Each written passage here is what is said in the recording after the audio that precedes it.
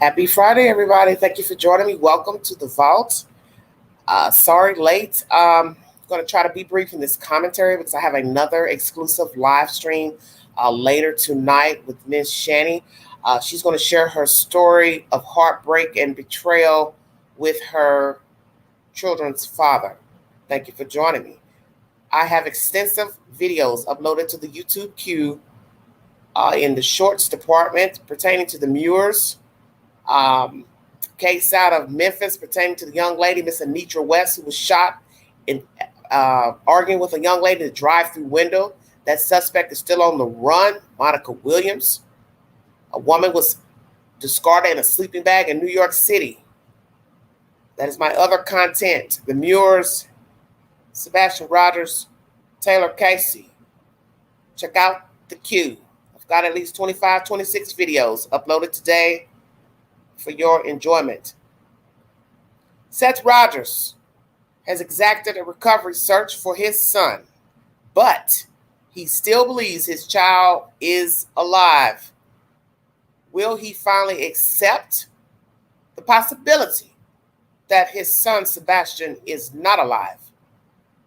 We will see. Thank you for joining me. News 2 is the source. The father refuses to give up on his missing son. 15-year-old Sebastian Rogers disappeared nearly 5 months ago, and his father, Seth, is still searching. Good evening and welcome to News 2 at 6. I'm Bob Muir. And I'm Caitlin Lucas. Sebastian's father told News 2's Caitlin Quisenberry they're operating this like a recovery effort, even though he believes Sebastian is still alive. Memorial Park was one of the first places Seth Rogers tells me he searched for his son Sebastian. He says this place is Sebastian's favorite. Almost 2 months ago, this bridge was lit up in Sebastian's favorite color, green, in hopes of his safe return home. At that time, he had been missing for 2 months. Today, the search continues, almost 5 months later. People think that we're not searching anymore. Well, they can think whatever they want. Our searches are private. Seth tells me after a herniated disc surgery, it is back to boots on the ground. He says today, over 40 searchers, vetted by his private investigator, will be eliminating locations Sebastian could be in Middle Tennessee. Now I don't really have much stopping me from getting out there and doing what I need to do. There's a refocus. We're trying to zero in on more specific information that we are gathering. Seth tells me his search parties have become invite only due to chaos at previous searches. They're private because we learned last time. We had people following my searchers around and we're just handing out flyers. And it doesn't bode well for people who are trying to help to be and put it into hostile situations. But he says the goal today is not to find Sebastian. The search that we're doing today is a recovery effort. And I'm praying that we don't find him. Seth says he believes his son is alive, but he added, some people still don't know Sebastian is missing. We have to continue to hand out flyers until everybody knows. Seth and Tony tell me they have one unanswered question for the Sumner County Sheriff's Office. We think it's a valid question. We think it's a fair question. And that question is, are you any closer today to finding Sebastian Rogers than you were February 26th? And for Seth, the answer to that question is no. My son's not here, so we're nowhere closer. Wow. If you have seen Sebastian or have information about his whereabouts, call the Sumner County Sheriff's Office or the TBI. Those numbers are listed on our website, WKRN.com. All right, everybody. WK. Oh, Lord have mercy. I can't even think of what I'm trying to say. The news station. WKRN News. Recovery search. We've been on the ground looking. PI involved. Vetted the searchers. Something that, Seth went back and forth with before in the past. But obviously maybe he's taking someone's advice to vet people out the best possibility. I'm saddened because counting back February 26th, 25th, 26th, whichever day you want to believe the child went missing, we went from cold weather to now hot weather. And just as quick as you're looking up, enjoying the hot weather, you will be back in a coat and jacket and boots again because time waits on no one. And it is hard to believe we are approaching 5 months. Okay? This is bad. And no one would assume we would still be talking about a missing 15-year-old 4.5 months later, because I surely didn't. And I don't ever go into any of the cases thinking it's going to be a winded process, because I always like to have faith, because I lean on faith. And if you believe in the good book, you know you have to have faith, because there's some days you can't do anything else but have faith. So this situation to me is the same. He's not my child. I don't know him. I don't know his parents, but I leaned on faith that the truth would be revealed, that answers would come through. So we have to ask ourselves, Sumner County Police Department, Sheriff's Department, are you any closer to having answers to where this child is or information pertaining to Sebastian Rogers? Because this is bad. Now, once again, they don't have to tell us anything about what they've gathered, what's been told to them, eyewitness testimony, surveillance, because it's always best to keep something hidden. And with true crime, you see how ignorant it gets and out of control with lies and misinformation and gossip. You can't tell people a damn thing. You can't tell people nothing, because they dissect things as they see fit. And sadly, this case is no different. This is so sad. Yes, to be going from season to season. Before you know it, kids will be going back to school. College students will be going back to school. That's how quick the time has elapsed from winter. I'm sitting here thinking in my mind what I was doing in February, going through the motions myself in life. So I'm going through the motions while this child's out here suffering, and I'm watching this unfold in my own life. And now I look up, it's July. It's the middle of July. This is crazy to me. And if indeed this is foul play, whoever got them gone, they're grateful. No doubt about it. They are sure enough grateful. Woo! They ain't found them yet. All right.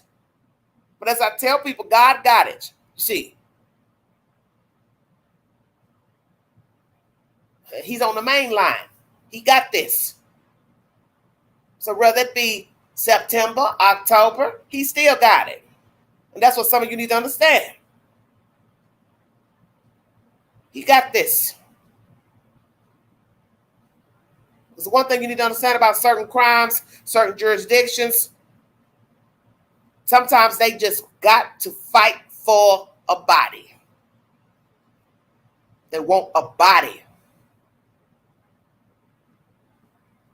because it makes the case better with the body. Is that the situation here with Sebastian? Sumner County, TBI, FBI, CIA, they have enough, or they have a lot, but they need a body for confirmation. Lord have mercy. Seth Rogers still has faith. As I said to you all before in my live stream, that is his child. He can think what he wants. I don't have to like it. You don't have to like it. What he feels about his child. And that's the point. It's not your child. Until you lose a child, then you won't be able to understand. And we've seen a lot of things said and done in these short months by all parents. But in the end, the goal is to find this child. He is still currently missing. And until you walk in someone's shoes, you don't know what their life is like with a missing child. But as I've always said, chaos breeds chaos. And that's why this case is where it is. It's chaotic.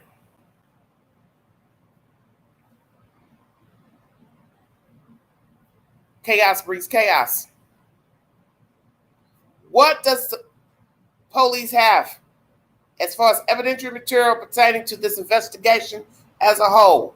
Are they in a better place with knowledge in month 4.5? What do they have? What do they suspect? Do they have suspects in mind? Do they have evidence of suspects? Because I don't believe they think this is a kidnapping nor a runaway. And once again, when you go back in the book of life pertaining to no surveillance and no scent going anywhere from the doorway, back door to nowhere. They're telling you the story without having to say it. It's up to you if you know how to interpret the information. Some of you cannot. Sweet Jesus. Telling you what you need to know. It's just a matter of, do you want to hear it? They don't have to come out and say, yeah, we know he didn't run away. Yeah, we know he was not kidnapped. I don't got to tell you that. Figure it out. I told you there's no surveillance. Scent didn't go anywhere.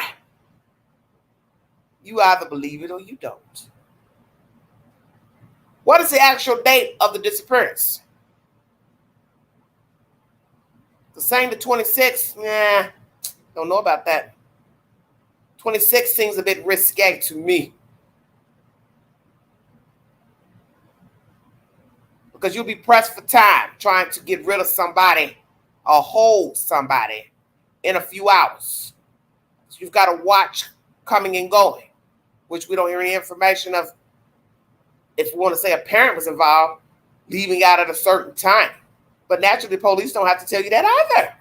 We don't have to tell you that the car moved in or out of a garage driveway. Oh, no. That's what you want to hear. But wouldn't that be something to hear? Somebody's car left the garage, driveway, in, out, parked car. Just saying. Interesting. That's the latest pertaining to Sebastian Rogers. Ground search back in motion. Seth is feeling better. He's had surgery. He's now in pursuit pertaining to his child, as he should be. What's missing from this story? The obvious. Mr. and Mrs. Proudfoot, where are you? You all have been awfully quiet. Well, you're giving YouTube a break? Thank you. The church says amen. You have nothing to say about this boy, and yet you still have people supporting you. Imagine that.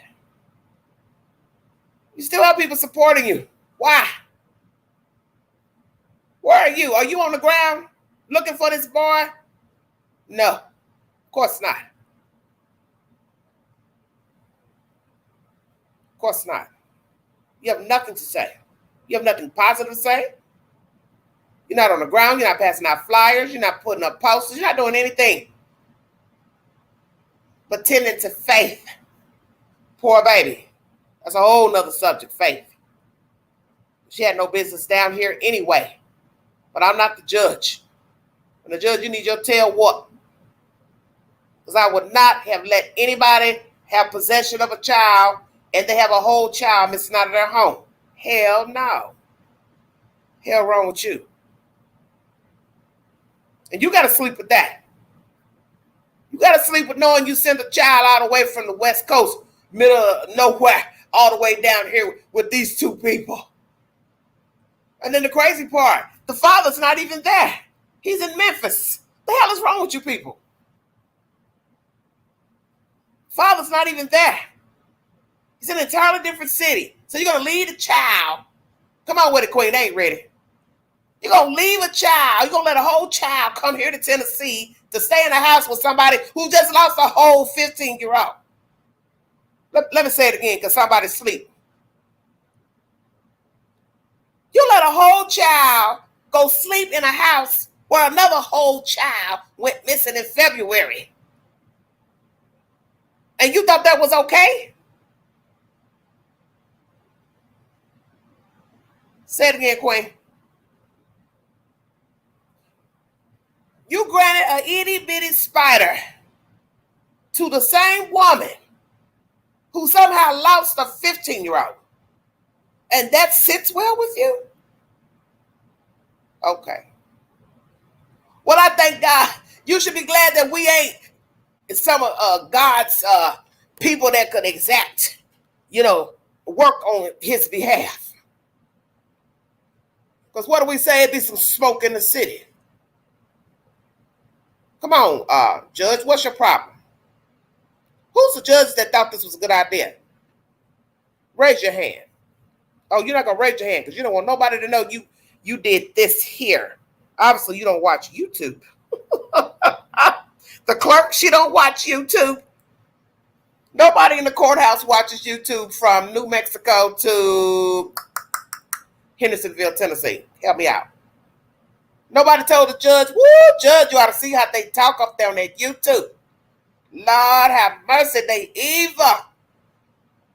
And them Proudfoots been hanging with them YouTubers. He doing what? What you say? Yeah, them Proudfoots, they be talking to him on live streams and everything. Oh, hell no, ain't nobody getting this, baby. No, sir. No, ma'am. No. Well, now, I hope the child is safe.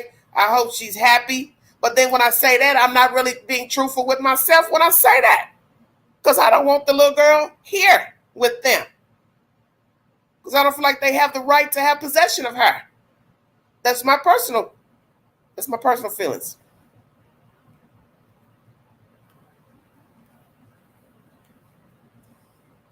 Daniel and Kristen Muir.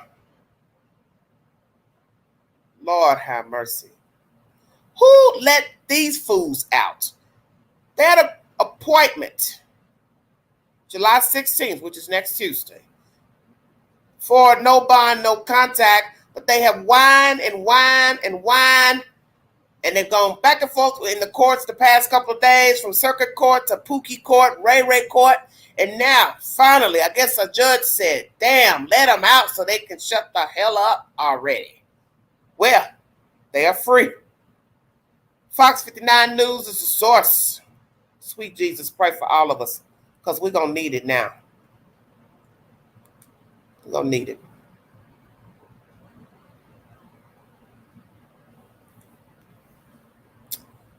Hello, everybody in the chat. Thank you for joining me.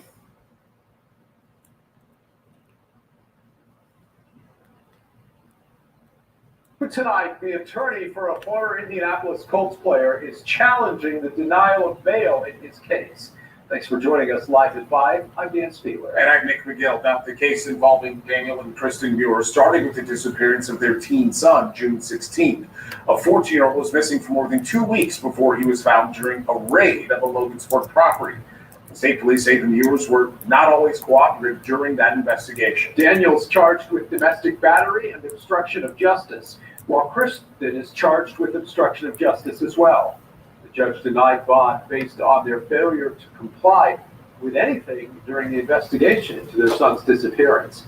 Now their attorney tells Fox 59 he can't comment on the case, but is challenging the denial of bail. The next court date is next Tuesday. Of course, we'll stay on top of the situation and let you know what happens next. Also tonight, a man is recovering from a shooting. Let me see. That don't sound right. I thought I played this. Hold on a minute, you guys. I played the wrong content. That's them being illegally jailed. Sorry about that. Here's the next one, because I had them running side by side. This is where they have been released on bond. Sorry about that. Daniel and Kristen Muir walk out of a courthouse in Cass County. They learn more about what their future in this trial could involve. Thanks so much for joining us live at 5. I'm Dan Spieler. And I'm Nick McGill. Now, they spent 9 days in jail ever since a raid on the Logansport compound where they live.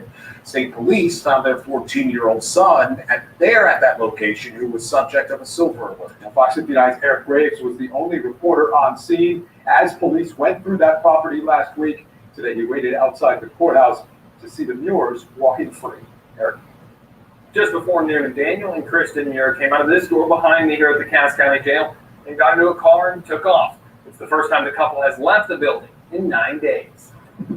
Daniel and Kristen Muir rushed from the Cass County Jail and into this white SUV Friday morning. Presumably, the couple is heading back to their Cass County property.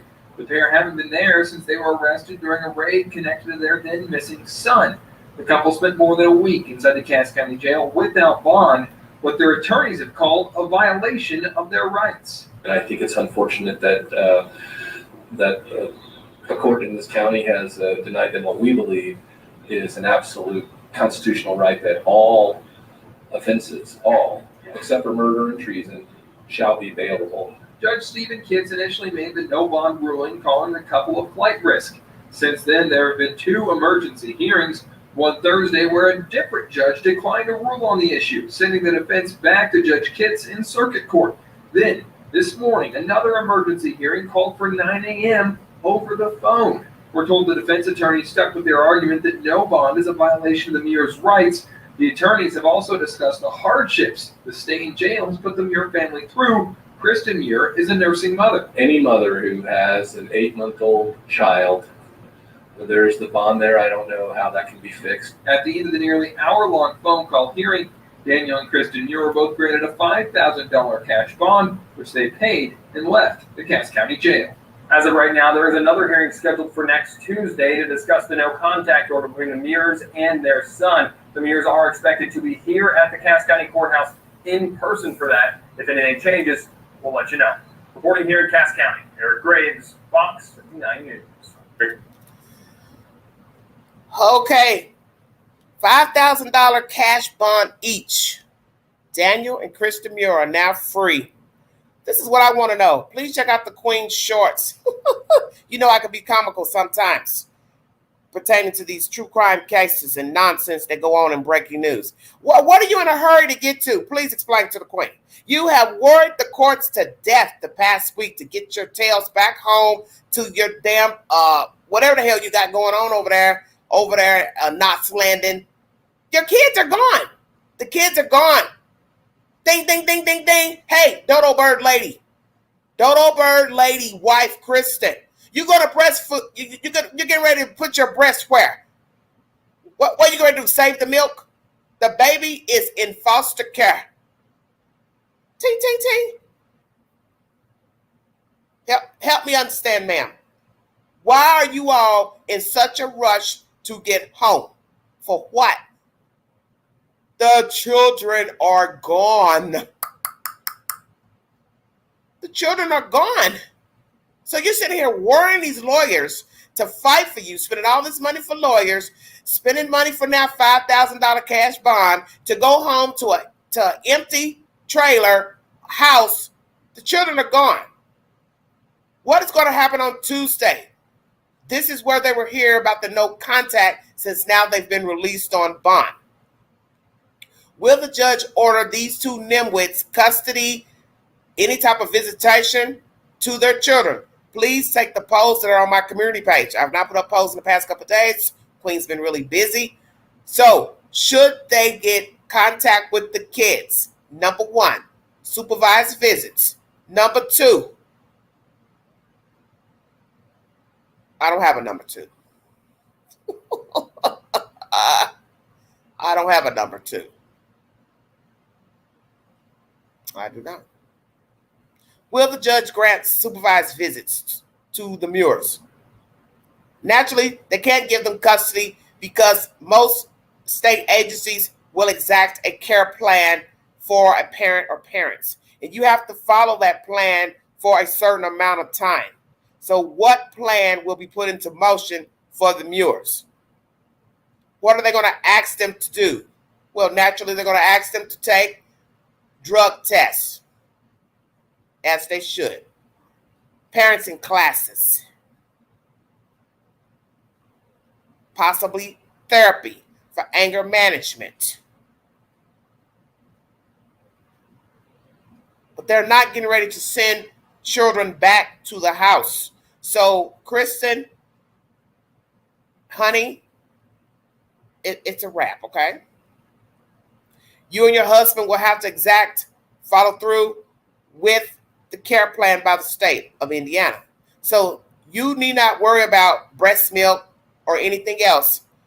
Your objective should be trying to do better and be a better person for your children.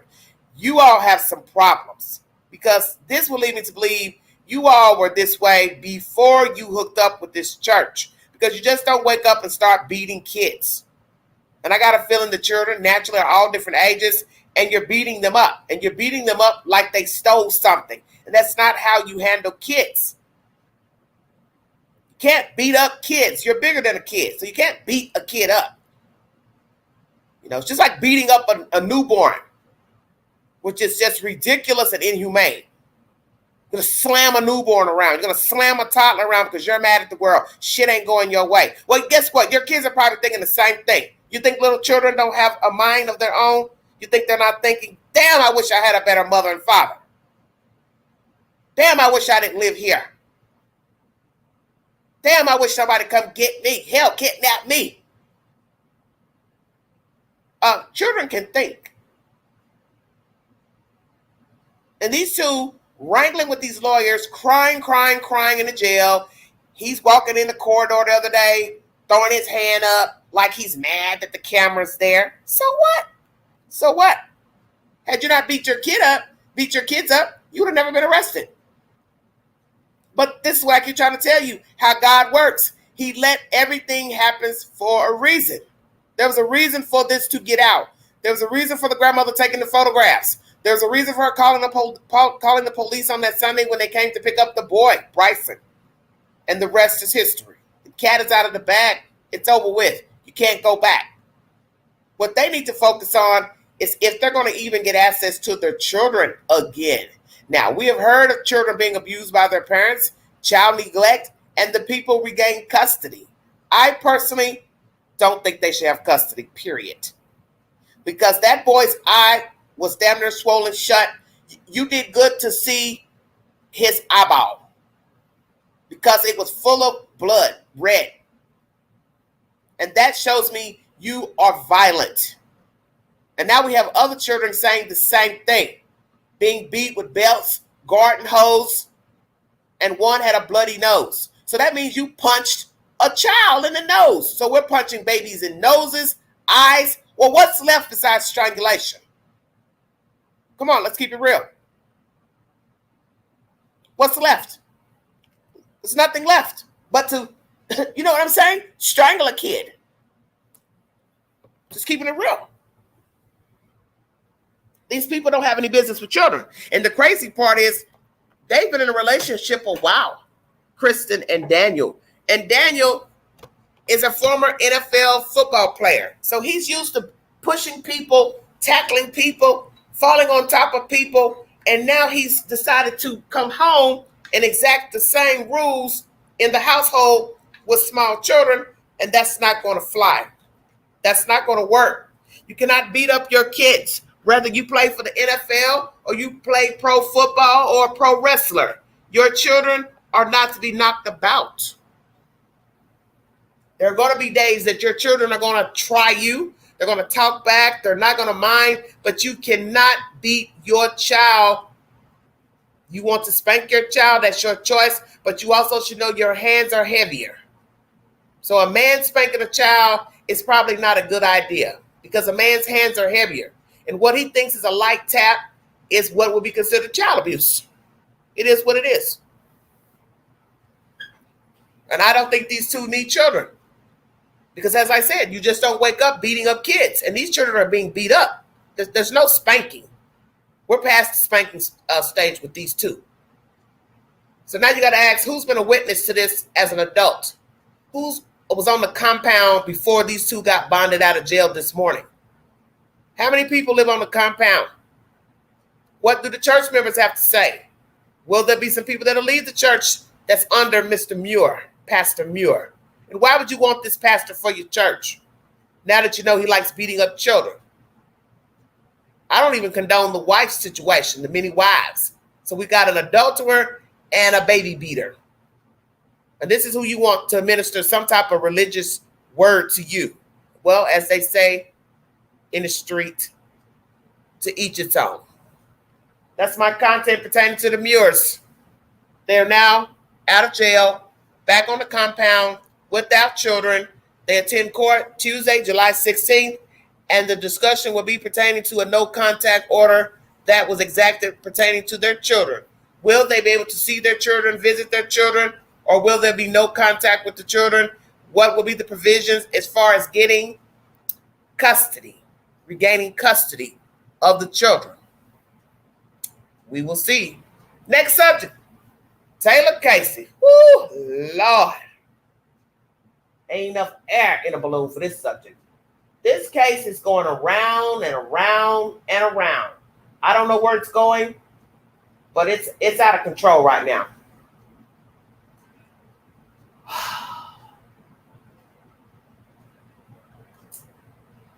Where is it going? Some of my updates. The 3 men who died in Kansas City back in the winter after a football game at a friend's house. The family has questions 6 months later pertaining to their deaths. Relatives are not happy.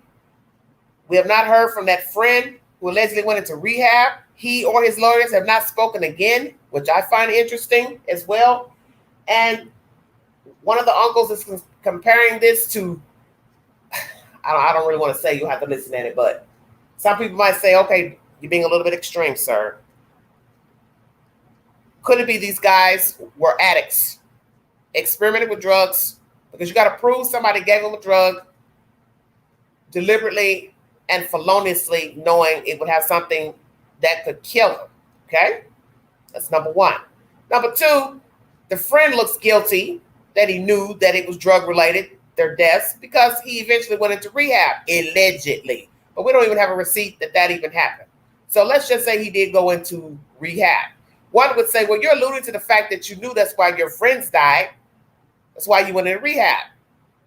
Because nobody knew that it was drug-induced but the people in the house who were imbibing the drugs. Then some would say, well, he was a scientist. He knew how to mix stuff up. But you really don't have to be a scientist to mix drugs. Come on, get serious. You can go buy heroin, crack, meth, and if you want to put it together, separate, take one separate, you don't have to be a rocket scientist to imbibe drugs. People do it all the time. People pop pills and drink alcohol. People smoke weed and drink alcohol. People take crack cocaine and crush it in the weed. So you don't need a manual to buy crack and crush it up and put it in the marijuana. I know some of you are like, Queen, damn, Queen. Hey, I'm just keeping it real. Just keeping it real. You don't need to be a scientist to mix anything. So you're entitled to your opinion if you believe these guys were addicts. One or two was an addict. One or two or three brought their own drugs. One or two or three mixed the drugs. The owner of the house mixed the drugs. He brought the drugs. You got to have proof, and that's where this case is going to lie. But as I said, he does look guilty if indeed he went to rehab, because that would allude to the fact that you knew what your friends passed away from before it was ever released to the public, that it was even drugs in their system. So that shows guilty knowledge if indeed he went to rehab. But will he own he gave these guys a lethal combination of one or the other? Probably not. Why would he do that? Because most states will prosecute you for people overdosing. They will charge you with murder. He's not stupid enough to say, yes, I gave them the meth, I gave them this, I gave them the weed, he's not stupid enough to do that.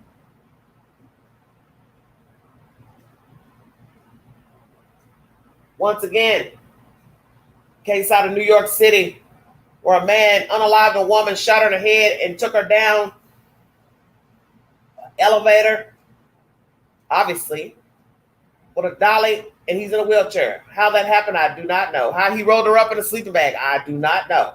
There's also surveillance that a woman brought cleaning products and garbage bags to him.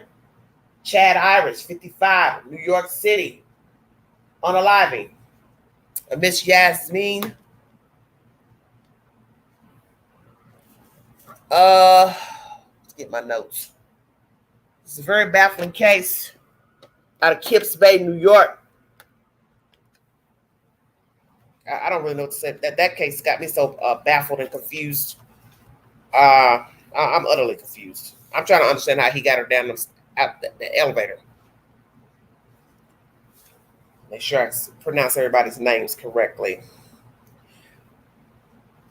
Chad Irish, 55, has been charged with 2 counts of criminal possessions of a weapon, 2 counts of menacing for both incidents of threatening neighbors. He has 6 felonies. 5 of them are violent offenses. What are those? Assaults against people. 11 misdemeanor convictions. Yasmin Williams, 31. All these people I'm talking about are African American. She is no longer alive. He shot her in the head. What happened? They're seen on camera arguing in the hallway. What happened? New York turned on him, as they should have. The residents were exacting revenge while he was coming out on a stretcher, trying to get a lick in. What they should have done was turn the gurney over. Yes, the queen can be vengeful too, because I'm human. I would have turned the damn gurney over. Let's see if he can walk. Because as the news people said, we don't really know if he can walk or not. Well, best way to find out, turn the gurney over. Should have turned the gurney over.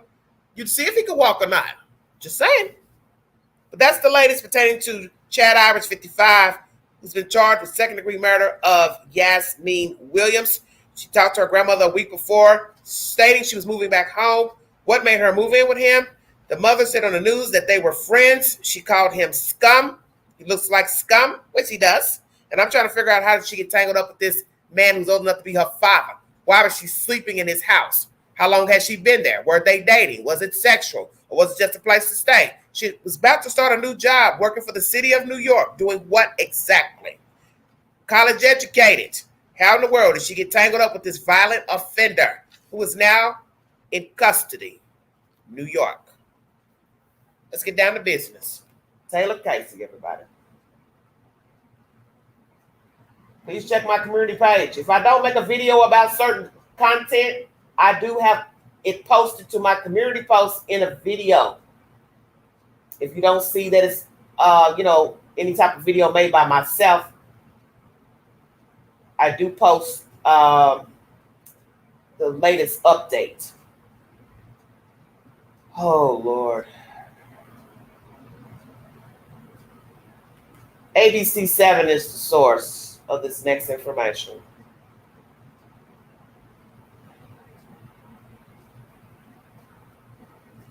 Taylor's birthday was yesterday. She would have turned 42. If she's alive, she's 42. What happened to her? A lot of he said, she said pertaining to tents, zipping up, zipping down. First it's 11:30. Now we're here at 11 o'clock. She left. But yet, the person who gave the version about the 11:30 hearing the tent zip up, zip down, they really didn't see it. They heard it from another person. So now we're hearing she left. We're also getting information from authorities there was a house party nearby. So did she go to the house party? Her best friend Jessica has decided to come forward to speak. Miss Savannah, we're going to read you content from her. We got a lot of he said, she said. Dogs hit on the tent, and then the scent led to the water. Her journal and phone were found in the water, allegedly. Who put the journal and the phone there? Where is her passport? Where is her credit cards? Her purse? She's known to carry a purse from what I've seen in pictures. Did she meet up with somebody, hook up with somebody? What happened? Her friend Jessica doesn't believe that anybody from the ashram unalived her. Well, Jessica, let me talk to you for just a second. Why in the world would you think that? You don't know those people at the ashram. Allegedly, she was not well received because she was black and because people realized she was a man. Is that true? Who is making that claim? That she was not well received at the ashram. There is a video floating around on YouTube of one of the sessions where a white lady sits beside her and she starts to wig out in the video. I must admit, when I watched it the other day, it freaked me out because I was trying to figure out what the hell was going on. She's holding a piece of paper. They're chanting. The lady sits beside her to try to hold the paper or it's a weird interaction. Feel free to go check it out in the YouTube queue. I believe it's on Plunder's channel. There's something going on. Something happened at that ashram. Because when you watch this video, she's shaking, holding the paper, trying to chant, read, whatever she's doing. I don't know if it's just because she was afraid of public speaking, but something is off in that video. And she flinched when that lady touched her. Did this lady say something out of the way to her earlier? Did she make a rude, crass comment? Did she call her out as being a man? Did she overhear this lady and somebody gossiping about her. What is really going on? Please check out the video. It's spooky. Because I'm now trying to understand what in God's name went on that island.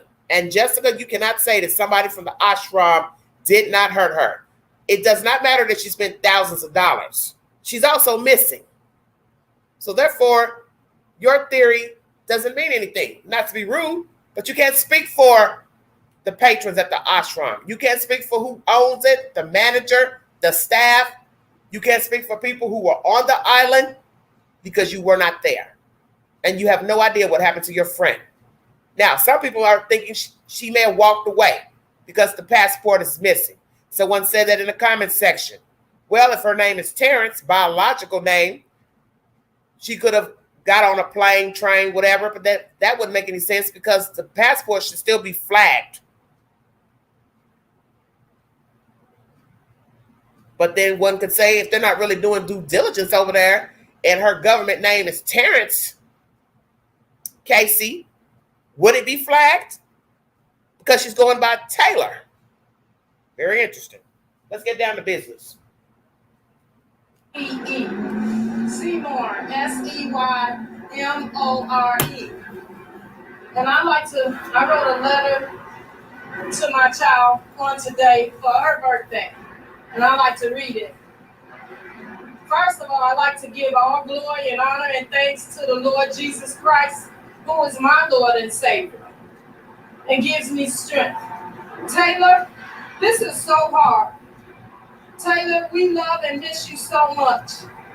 Taylor, today is your birthday, and we all just want to say happy birthday, although it's not so happy because you are not here with us. The pain I felt 42 years ago while birthing you doesn't compare to the pain I feel on today with you missing out of our lives. The pain, the hurt, the agony is practically killing me. And not just me, your whole family, your friends, and all of your associates. When I cry so hard, I have to hold my eyes in because I feel like every blood vessel in them is gonna burst and they're gonna pop out of my head. I miss your visits, bringing me flowers, your calls. I miss your voice. You're encouraging me. You're coaching me. You're going on outings with me. And oh, how I miss asking you if you have any other friends to call because you would call me so much.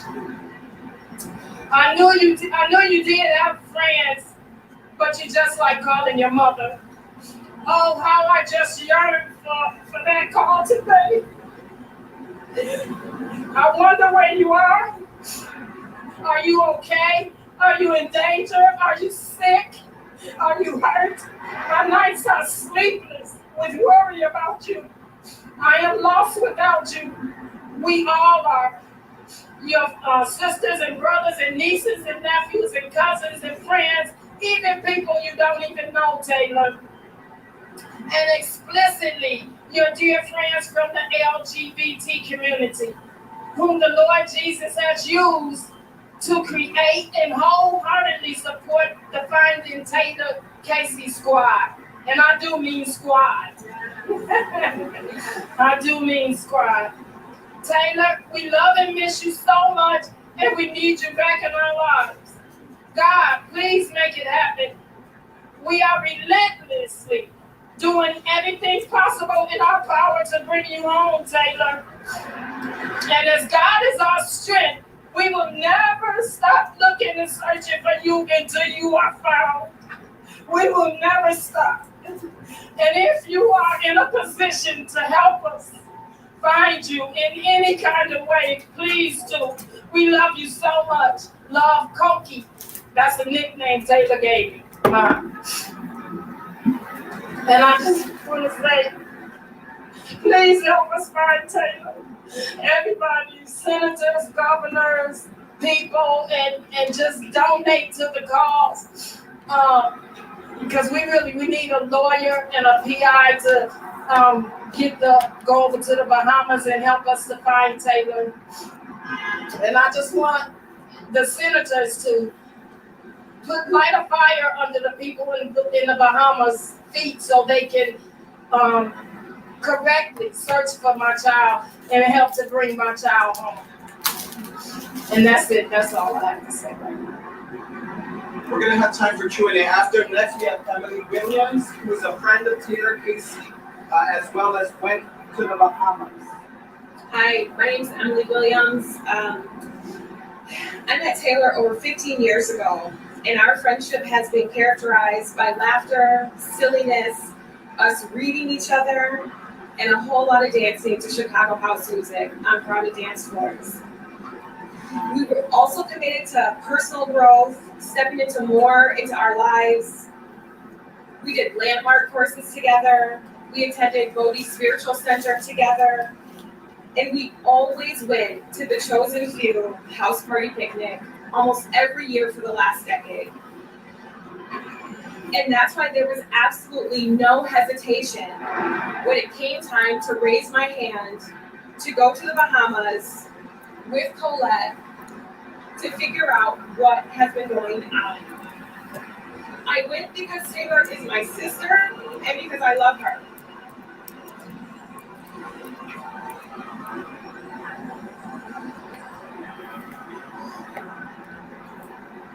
It's been 3 weeks since Taylor's been missing. And one thing is abundantly clear. The only reason why anything is happening is because we're making it happen. Because everybody here, everybody standing behind me, Colette, all of you in the media, we're pushing this investigation forward. As soon as we set foot on that island, something didn't feel right. We knew things were off. We went from the airport right to the Criminal Investigation Department of the Royal Bahamas Police Force. And we were met with a photo op, with a press conference. We weren't met with caring detectives that wanted to give us an update on where our loved one was. They couldn't keep details straight. They gave us misinformation, and then they tried to push us out. Just this week, they reported the same details that they told us 3 weeks ago. And we're demanding answers. We went there, we went to the Bahamas to get answers, and we left with more questions. And we left early because we feared for our safety. That's how dire the situation is. They wanted us to believe that Taylor just left of her own volition, and we know that that's not true. Taylor wanted to be there. Taylor wanted to be in the teacher training. When we went there 3 weeks ago, we got the same update just yesterday. They found the phone, but they only found the phone because Taylor's niece pinged it and gave them the location. They said that they sent out scent dogs, but it came up with nothing. They said that they sent divers and came up with nothing. And what have they done since? We haven't seen it. They haven't even reviewed the CCTV footage from the neighboring Atlantis hotel. And so we are demanding answers. We're not going to let this go. We're not going to allow them to just push us to the side. I think they thought that that's what was going to happen. I think they thought no one would care about Taylor. I think they thought that Taylor could disappear and we would just put our hands up and say, oh, what a tragedy. But that's not what we're going to do. We're not stopping until we get answers, and we want to hear from them. They said tomorrow, and that's when we want to hear from them. And if we don't have answers, we're going to keep pushing. And that's why we're calling on the senators, Dick Durbin, Tammy Duckworth, to put pressure on the State Department, to tell the Royal Bahamian Police Force to get the FBI down there right now and find Taylor. And we need all of your help to do that. So call the senators. Please keep showing up. We appreciate it. And we will find Taylor. EMILYWILLIAMS. Again, we'll have Q&A. Next, we have Kennedy Bartley from the Managing Deputy of External Affairs for Mayor Brandon Johnson. Good morning. Again, my name is Kennedy Bartley. I am the Managing Deputy of External Affairs in the Mayor's office, and I'm so grateful to be in the presence of Taylor's. Oh yeah, I can start him. Kennedy Bartley, Kennedy Bartley. And again, I was sharing that I'm really honored to be in y'all's presence for the resilience and love that y'all, the dedication that y'all are showing towards Taylor. Unfortunately, the mayor couldn't be here this morning, but I share in his heartbreak for Taylor's disappearance. Taylor, like too many Black women and girls, particularly those of the queer and trans communities, go missing, and it seems that it's just the community that cares, but not today. You have the support of the mayor's office. Today we will be calling on our federal delegation to do everything within their power to make sure that we are bringing Taylor home. Taylor should be here today celebrating her birthday, and she's not. And that's a problem. And I want you to know that you have my commitment, you have the commitment of the mayor's office, that we will continue to fight until Taylor is brought home, until justice is brought home. And once Taylor's brought home, we'll continue to make sure that all Black women and young girls who far too often go missing and disappear, that they are met with the types of love and care and tenacious searching that they deserve, and that your family and your community, Taylor, has so well modeled for our city. So thank you all again. We are standing in solidarity with you all, and so much love to you, Taylor, and solidarity to your family. Thank you. Next, we have Lenny Mana Happenworth, 48th Ward. My name is Lenny Mana Happenworth, LENIMANAHOPPENWORTH. I am the Alderwoman of the 48th Ward, and I stand here as an elected official with Precious Brady Davis. My name is Commissioner Precious Brady Davis, PRECIOUS BRADYDAVIS. We will be celebrating Taylor's birthday. We are here to stand in solidarity with you, mom, and friends, family. Also, our elected officials and all of the advocates that have been working for too long because there is a gap. We know that there are too many trans Black women who have gone missing, including my friend Elise Mallory, and we are still waiting to hear results of that investigation. This can't be another instance where we are waiting. It's been 3 weeks. We want answers. And we're calling on all levels of government. I stand here as a member of the LGBTQ+ caucus to say that we want more coordination. We thank our senators, including Durbin and Duckworth, for the work that they are doing right now. And thank you for the mayor's office for standing in solidarity with us. But it is not enough. We want answers now, and we cannot wait. So I thank all of you for being here. To Taylor, I say we love you. We're thinking of you. We will celebrate your life later today for your birthday. Thank you all for being here. I've known Taylor for over 15 years, and I've had the joy of sharing space with her beautiful family in her home, as you have affirmed our community. That is what Taylor is. Taylor curates community. Taylor has brought so many in the LGBTQ community for so many years. Her heart has been dedicated to homeless LGBTQ youth, uplifting the marginalized. And I am so sick and tired, once again, as we have to come together and urge for a member of our community to be found because of the plights and the blights against, in particular, Black trans women of color. We will continue to fight and advocate for Taylor to come home. I was just at the White House and advocated for the White House to advocate and do every resource, to advocate every resource that they have in finding Taylor. She's a beloved member of her community, and I hope that she comes home soon. Up next, we have Shannon Lynn Parker, the Executive Director of Brave Space Alliance. Good morning. My first name is Shannon, spelled CHANNYN. Middle name is Lynn, LYNNE. and the last name is Parker, Parker. I will start off by describing Taylor in 3 words, and that is first, daughter of Colette. Secondly, friend of everybody who is behind you and in front of you today. And third, fighter.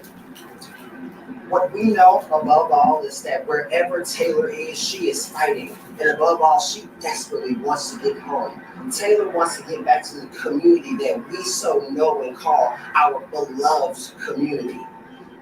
I was approached yesterday and somebody asked me, Shannon, what are your thoughts when Taylor went missing? And my thought was, again, here we are again. We have Black women who are constantly being deprioritized, particularly on the city's south and west sides. We have women globally across the world, more narrowly speaking, trans women whose lives are being discarded, who are being thought of as nothing but an afterthought. And again, here we are having to apply pressure when it should come as second nature and instinct to do what you know to be right.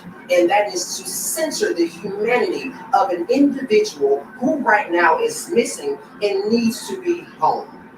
Again, we continue to send a resounding message across the waters, globally, locally, and nationally, that Black women do not matter. Black trans women do not matter, but we're here to say right now, emphatically, resoundingly, and loudly that we reject that Black women matter, that Black trans women matter, and we will not forget this situation. While Taylor may be missing, she is not forgotten, right? So we're gonna continue to apply pressure. We're gonna continue to hold our elected officials locally, nationally, and globally to accountability, and we will bring Taylor home. Thank you all so much. Thank you very much.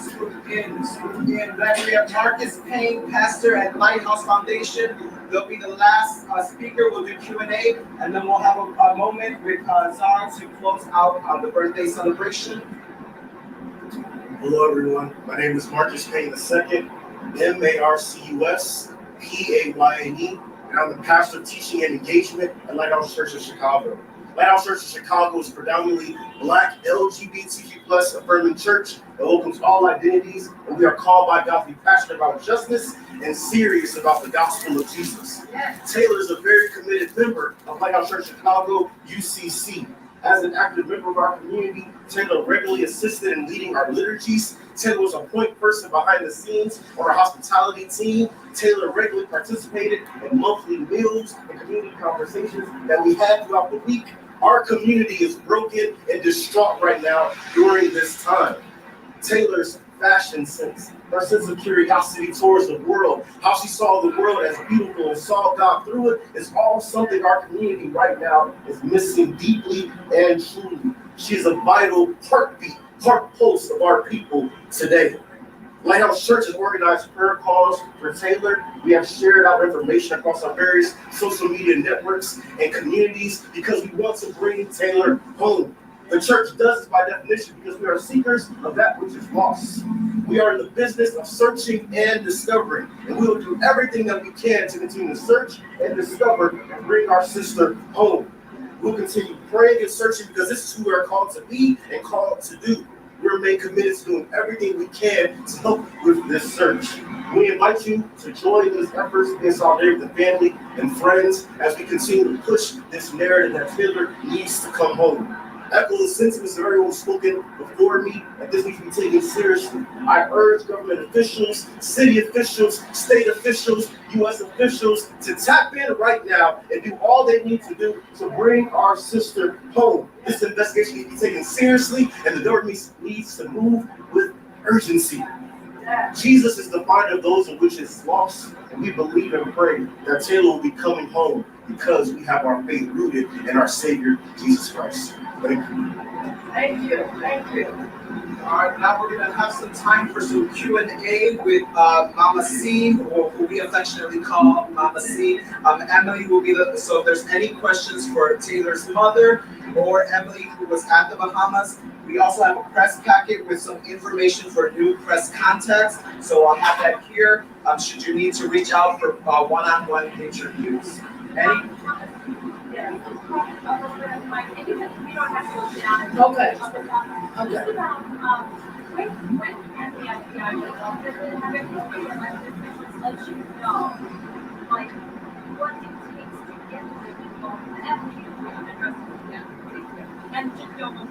Yeah. Okay. So our understanding is that the FBI can only get involved when the Royal Bahamian Police Force invites them to be involved, and they have not yet done that. What they are saying online is they're saying that they're working with the FBI, which is not true. They are currently working with the legal attaché of the embassy in Nassau, but she has only observer status. She's not advising them in the investigation. She's not leading the investigation. She's simply observing. And so that's why we're asking the senators to put pressure on the embassy, to put pressure on the Royal Bahamian Police Force to invite the FBI in so that we can find Taylor. Yes. Can you talk about your visit to Bahamas 3 weeks ago, what you were trying to find out there, and then what you found when you came back? Yeah, we wanted answers. You know, we found out about it on the 20th, on the 21st, and then we didn't have any answers. It was all questions. And so, we said we have to go down there so we can actually find out what's happening. So we wanted to find answers. We got there, we didn't get any answers. We got 0 answers.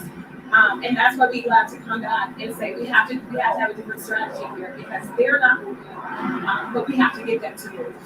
When you talk about strategy, you're talking about keeping on the state legislators. Are there any plans to escalate, run this up the chain a little harder? Any other events planned in the coming weeks? And what's next for this? Yeah, we're going to keep working on the legislators. I mean, they said that this is a priority. We want them to deliver on that. We appreciate that. We appreciate the communication with them thus far.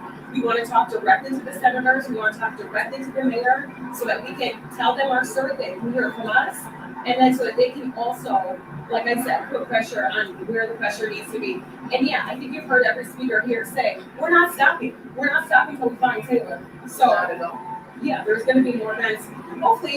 Hopefully they bring Taylor home this week or next week. They can do that. Let's just do that. I'm sorry.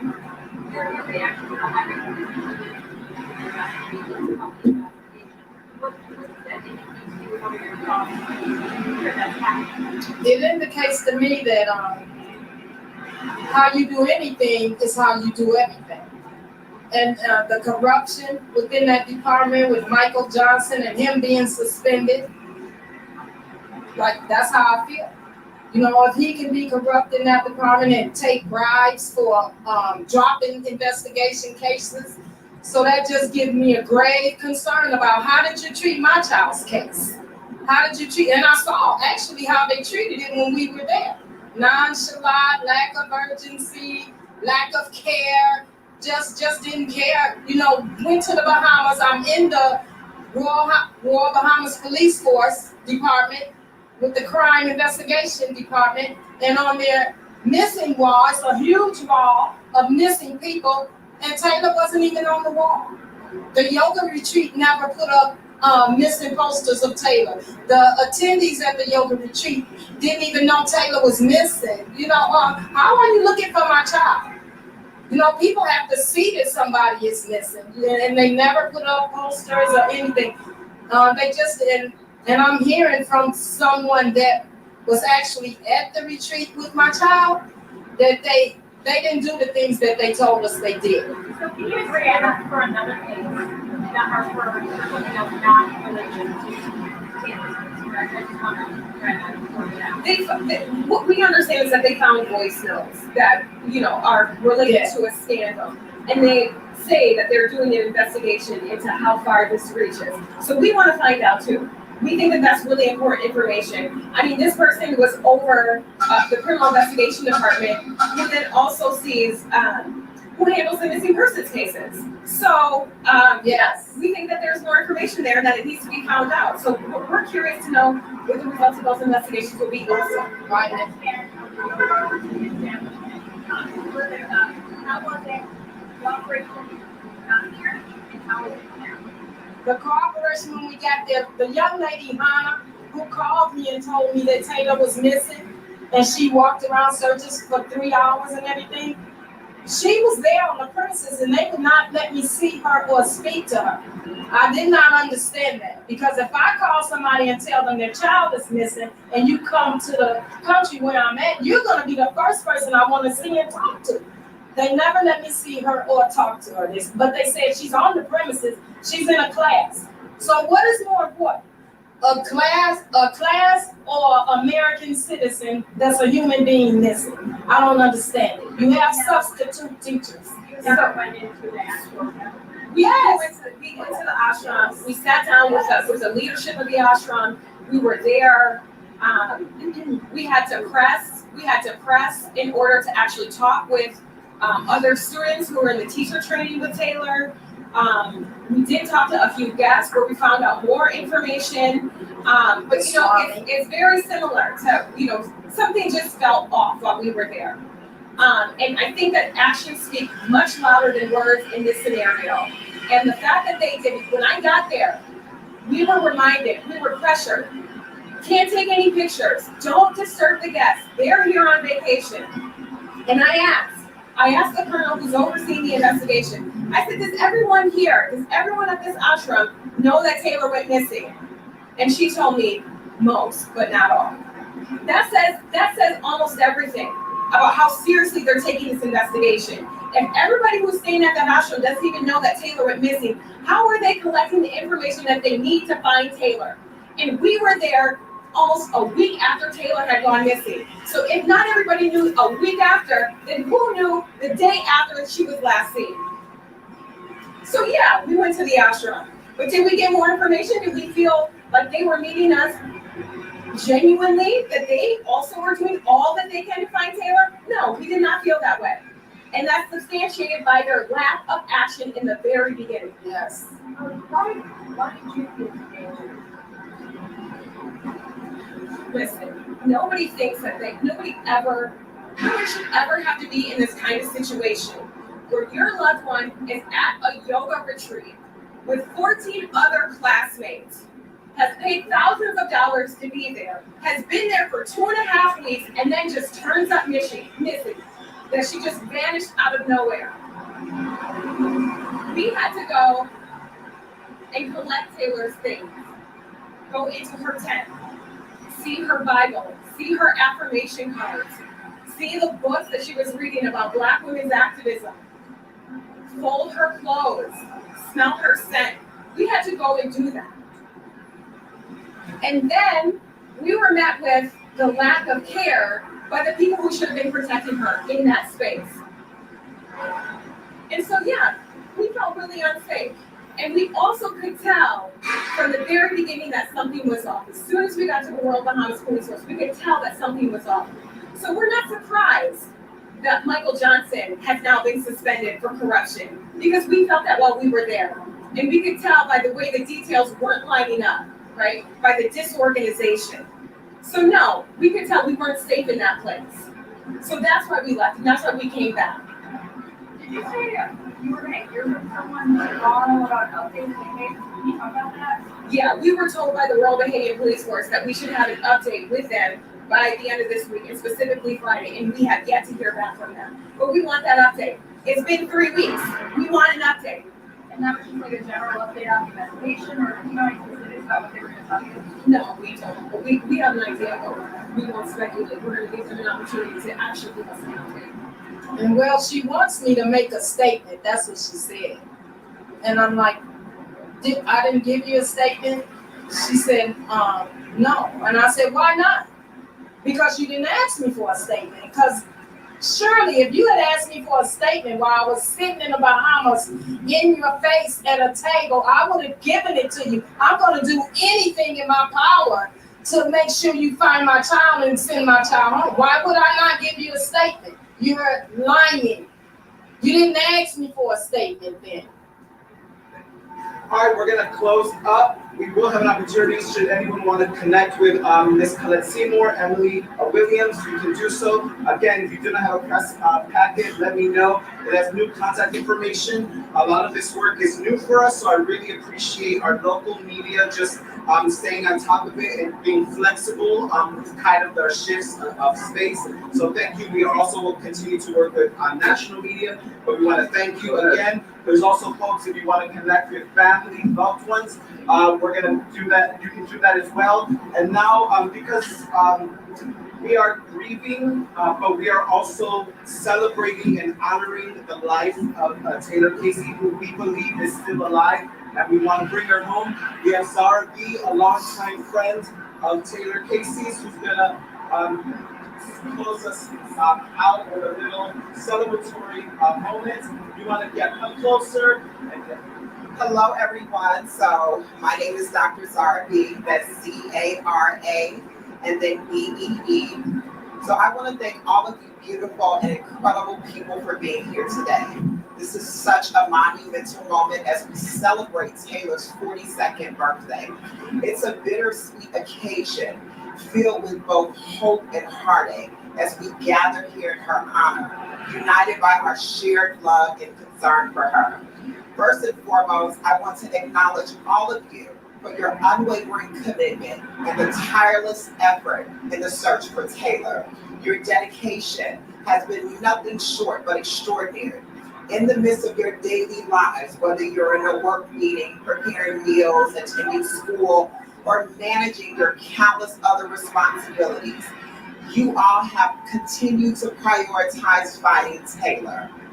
Your resilience and determination inspire me every day, and I cannot express how much your support means to Taylor's family and me. Taylor has always been a beacon of life in our community. As an activist, she devoted over a decade of her life helping young people embrace their true selves. She was a woman of immense strength and integrity, always standing up for the rights of the LGBT community. Her work has touched countless lives, and her spirit of compassion and advocacy continues to guide us in her absence. On a personal note, Taylor gave me a job at the Broadway Youth Center when I couldn't read or write. Her belief in me changed my life. Last year, I graduated with a doctorate degree in healthcare administration, and Taylor called me frequently to make sure I was completing my papers. Her encouragement and support was unwavering, and now I'm thrilled to share that I will be attending Harvard Medical School in August of 2024 because of Taylor's encouragement and faith in my potential. Taylor's influence is extended far beyond me. She was a mentor and a guide to me, always ready to offer support and encouragement. She inspired so many young people to chase their dreams and to stand in their truth. Her legacy is one love, strength, and unwavering commitment to making the world a better place for everyone, especially those in the LGBT community. I recognize that there are many questions and frustrating surrounding Taylor's disappearance. The suspension of the Bahamas chief of police and the apparent mishandling of the investigation has left us all feeling a deep sense of injustice and confusion. However, in these challenging times, I encourage you to hold on to your faith. Believe that God is in control and He has the final say.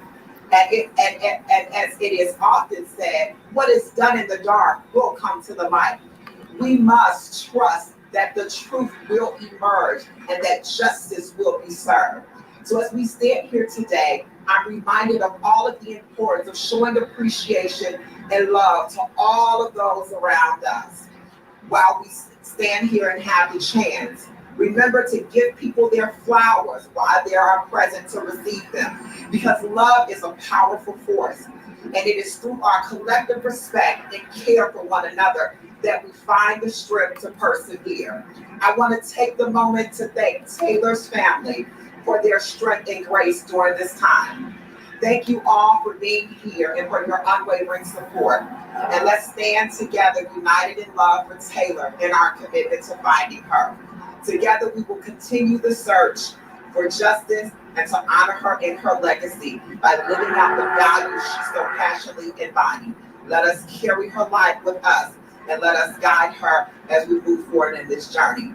Now I would like to take the time and release the balloons in her celebration, or let's celebrate her in whatever way we can on her 42nd birthday. Yay! All right, thank you all for coming. Ladies and gentlemen, we have press packets to repeat them. And we're going to close out, make sure we still create space for people to walk through. Thank you all.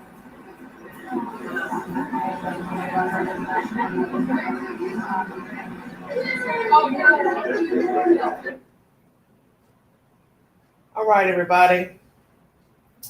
ABC 7 Chicago was the source of that information. So you heard from many people who know Taylor Casey from the community, LGBTQ community, her mom, Colette.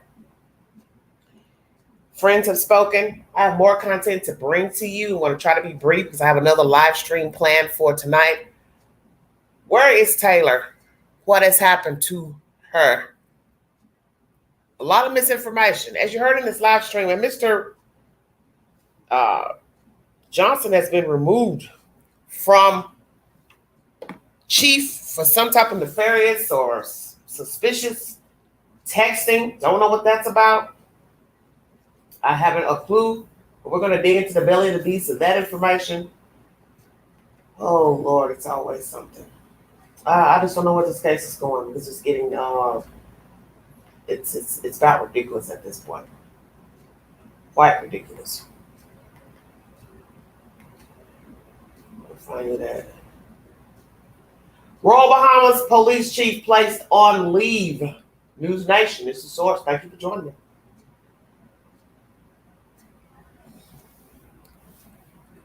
They say it has no bearing on the Taylor Casey case.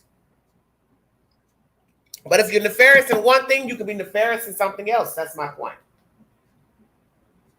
To a story we've been closely following here on News Nation. New fallout today after an American woman mysteriously disappeared in the Bahamas. 42-year-old Taylor Casey of Chicago has not been seen since June 19th when she went missing during a yoga retreat. And now we've learned that the chief superintendent of the Royal Bahamas Police Force has been placed on leave. The police force saying it comes after some voice memos emerged about local Bahamian gangs. And while the department is not specifically tying this to Taylor's case, it comes as her mother suspects discrimination in this investigation. Let's bring in senior national correspondent Brian Enton, who is live. Brian, what does all of this mean when it comes to the search for Taylor? Well, Nicole, there's a lot of questions right now in terms of what really happened here. And you mentioned it, her family, they're frustrated. They don't believe that the police investigation has been thorough. They don't believe that it's been taken seriously. And now comes this word that the police superintendent has actually been put on leave. Now, all indications are that the officer in charge of criminal investigations, Michael Johnson, has been put on leave because of what is being called a voice note scandal. There's no indication that the scandal has anything to do with the missing woman from Illinois, and instead is about corruption, and there's a whole corruption investigation happening behind the scenes. But still, it doesn't give Taylor's family faith in how the investigation is being run. Taylor went missing on June 19th from a yoga retreat on Paradise Island. This is actually new video inside the tent where she was staying at the retreat. Nicole, you can see that's where she was sleeping. She was supposed to be there for several weeks working to learn yoga so she could go back to Chicago and teach, but her family says she vanished and that her cell phone was actually found in the ocean, but they have not been able to access it, the police say. This is the latest from the police in the Bahamas. Take a listen. That was checked by our technical team, trying to gain access to see what information maybe could assist the investigation. We were unable to get into the phone. We had the assistance of our US partners. And up to now, they also is having problem trying to get in to that cell phone. Yeah, we've been told that the FBI is also trying to get into the phone, but hasn't been successful. The family has said the retreat where she was staying, they believe has not been forthcoming with information, and that guests staying there were not even aware that Taylor was missing. But the retreat, it's called Savanandra Ashram, says they are cooperating with the investigation, and they believe that Taylor may have voluntarily left her tent and left the ashram on her own. They released a news statement to News Nation. It says in part, Taylor is a beloved member of our Sivananda Ashram community, and we are doing our level best to help searching for her while continuously praying for her safety. We sympathize with her mother, Ms. Seymour, and her friends and family. We share their pain at this difficult moment. However, we feel that it is better if we all stand together and work together to find Taylor rather than blame others or share misinformation. The U.S. Embassy in the Bahamas is aware of the investigation, but Taylor's family is urging the U.S. government and the FBI to do more, be more involved. They say they have not even gotten a call or an update from police in the Bahamas in weeks, but they are expecting to now get some kind of briefing towards the end of this week. Yeah, and we just hope that Taylor comes home safely. All right, Brian, thank you. Thank you for watching. Go to News Nation. All right. The Bahamas don't like what Miss Colette has said about them, but it's her opinion. She doesn't call them names. She just says they're evasive. The people from the ashram have been evasive. I frankly feel like this. She has every right to be angry. That's her child. If her perception is that you're being evasive, you're talking in circles, you sound like you're reading a script, that's her perception. I'm not here to judge her and say what she's saying is not right, or that's not how she feels or how she should feel. I'm not there. But I got a feeling that what she has said is the truth. Because each article I read has something different. Either somebody is not capitalizing on what was said originally, or they're rewording things. I don't know what the hell's going on. But all these different versions about the tent and the time of it opening, closing. Now she left. Now we're hearing about a house party. She could have gone. Then it was the phone in the water. Then you want to bring in the stuff about the dog hitting on the tent. So then the next day it went from the tent to the scent went from the tent to the water. Just each day is something different, something different. You don't know what to believe. Now you're telling us some people there at the ashram didn't feel comfortable around her. They knew she was a man. Now you're saying she left on her own volition. See, every day something new. How do you know she left? Because her clothes are there, that means she left? That don't make sense. Because if I leave, won't I? No. You said she left, but she was going to come back. Excuse me. So she left her things, meant she was returning back to the tent. Well, if you have been unalived, I'm going to kind of bet you're not coming back to get your belongings. How about that? How about that? Then somebody heard her at the ashram. We've seen photographs that you can walk around and walk right on up. I've seen more extensive photographs in the past 2 days. It's a free fall for anybody to just walk up, linger, sit around the people. Do what you got to do, whatever that is. So did somebody from the ashram who was a teacher, instructor, visitor as a patron, staff member, did somebody from the ashram itself unalive her? Argument, disagreement, went on a date, went on a coffee run, chat, something jumped off, conversation, somebody misconstrued something. What in the hell happened? Because how convenient would it be for a patron, staff member to unalive her and throw her journal in the water, throw her phone in the water, make it look like she went off and did what? Unalive herself? Is that what you all are trying to do? Make us believe that she killed herself? See, you don't know, because you do have sick people. It takes a sick person to kill you for no reason. And also, they will do what they have to do to make it look like something else. And we have seen this in true crime, where people will try to make the crime look as if it was self-inflicted. Suicide. Or are we talking about a woman who popped off on the trip and she killed herself? I must say the video circulating of her behavior in the video at one of their sessions is very creepy. Her behavior is creepy. And I'm not here to judge who she is or ain't. I just know what I saw was very odd. Most people probably wouldn't act like that in front of people with a camera moving. You see somebody coming up wanting to hold the Bible or a singing book, you just look at them like, hi, how are you? And nod and go on singing and chanting. She kind of flinched and threw her hand out like she was having a seizure or something. It was very weird. So I don't know who this lady is. And what you have to tell yourself, everybody gets a different version of what is going on pertaining to a person. And your version may be different than what I feel about them or interaction I have. So far, the friends are saying very nice things about her. But I want to hear from somebody from the ashram. You all are so worried about what Miss Colette is saying, but you're not speaking on behalf of the woman who could be a victim. How about talking about what you saw at the ashram, the interaction that you had, somebody, all these people at an ashram for 1 month to take courses and nobody has any commentary on how she acted, how she talked, how she behaved. We've got some video floating around that somebody then dug up. Should have known that was going to happen. Should have known that was going to happen. This is just some strange BS going on here. Let's see if they're talking about release something in the search. We'll see. ABC7 is the source. Or answers today about their missing daughter in the Bahamas. The Royal Bahamas Police Force is expected to release new information on the Taylor Casey case. She went missing 3 weeks ago now on a yoga retreat. Her mom wants the FBI to get involved. Senator Dick Durbin's office just released a statement calling the disappearance deeply distressing and saying that it is critical that the U.S. continues to work with the government of the Bahamas to support all efforts to locate her. Democrat Durbin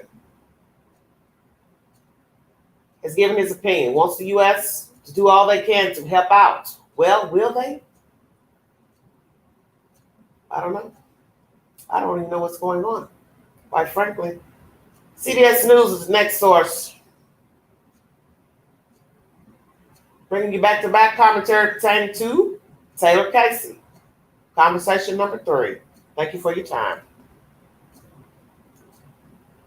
This is just some awkward. I don't really know what's going on. All right, we want to take you now to Chicago. The family of Taylor Casey, who has been missing in the Bahamas since the middle of June, just held a press conference. They are seeking help from the FBI in their search. Let's listen. This is so hard. Taylor, we love and miss you so much. Taylor, today is your birthday, and we all just want to say happy birthday, although it's not so happy because you are not here with us. The pain I felt 42 years ago while birthing you doesn't compare to the pain I feel on today with you missing out of our lives. The pain, the hurt, the agony is practically killing me. And not just me, your whole family, your friends, and all of your associates. When I cry so hard, I have to all hold my eyes in because I feel like every blood vessel in them is gonna burst and they're gonna pop out of my head. I miss your visits, bringing me flowers, your calls. I miss your voice. You're encouraging me. You're coaching me. You're going on outings with me. And oh, how I miss asking you if you have any other friends to call because you would call me so much. I know you did have friends, but you just like calling your mother. Oh, how I just yearn for that call today. I wonder where you are. Are you okay? Are you in danger? Are you sick? Are you hurt? My nights are sleepless. We worry about you. Sad. I am lost without you. We all are. Your sisters and brothers and nieces and nephews and cousins and friends even people you don't even know, Taylor. And explicitly, your dear friends from the LGBT community, whom the Lord Jesus has used to create and wholeheartedly support the Finding Taylor Casey squad. And I do mean squad. I do mean squad. Taylor, we love and miss you so much, and we need you back in our lives. God, please make it happen. Oh, D, don't get upset. We are relentlessly doing everything possible in our power to bring you home, Taylor. And as God is our strength, we will never stop looking and searching for you until you are found. We will never stop. And if you are in a position to help us find you in any kind of way, please do. We love you so much. Love, Cookie. That's a nickname Taylor gave me, Mom. And I just want to say, please help us find her. So folks, what you're watching here is heart-wrenching press conference given by the family, and there you heard the mother of Taylor Casey. She went missing on June 19th in Nassau in the Bahamas. It would have been her birthday. If there was a break in the case, the police in the Bahamas say they did find a cell phone and a journal they believe belonged to Casey. They found that evidence in the water. She was there in Nassau at a yoga retreat on Paradise Island. And it's important for us to bring you the family's pleas for help. They are asking the FBI to help. Recall that a number of years ago when Natalie Holloway went missing in the Caribbean, it was front page news on every newspaper, on every broadcast network. Sadly, tragically, when it comes to missing Black and brown women, the coverage isn't just the same, but we're doing that here at CBS News 24/7 because it's such an important story. And you can just hear in the mom's voice her anguish and all the family members there pleading for the FBI, but also awareness to come to her daughter's situation. So we're going to keep on that story right here at CBS News. Well, thank you, CBS News, because all lives matter. But yes, a lot of brown, Black women go unnoticed. Period. Even when it's not pertaining to being missing, just not validated in life by our own race and other races, situations and circumstances. Where is this woman? Because as I said, there's a lot of he said, she said about journals and this and that, phone. I'm trying to understand if somebody from the ashram unalived her and threw that stuff in the water to make it look like she went out there and unalived herself.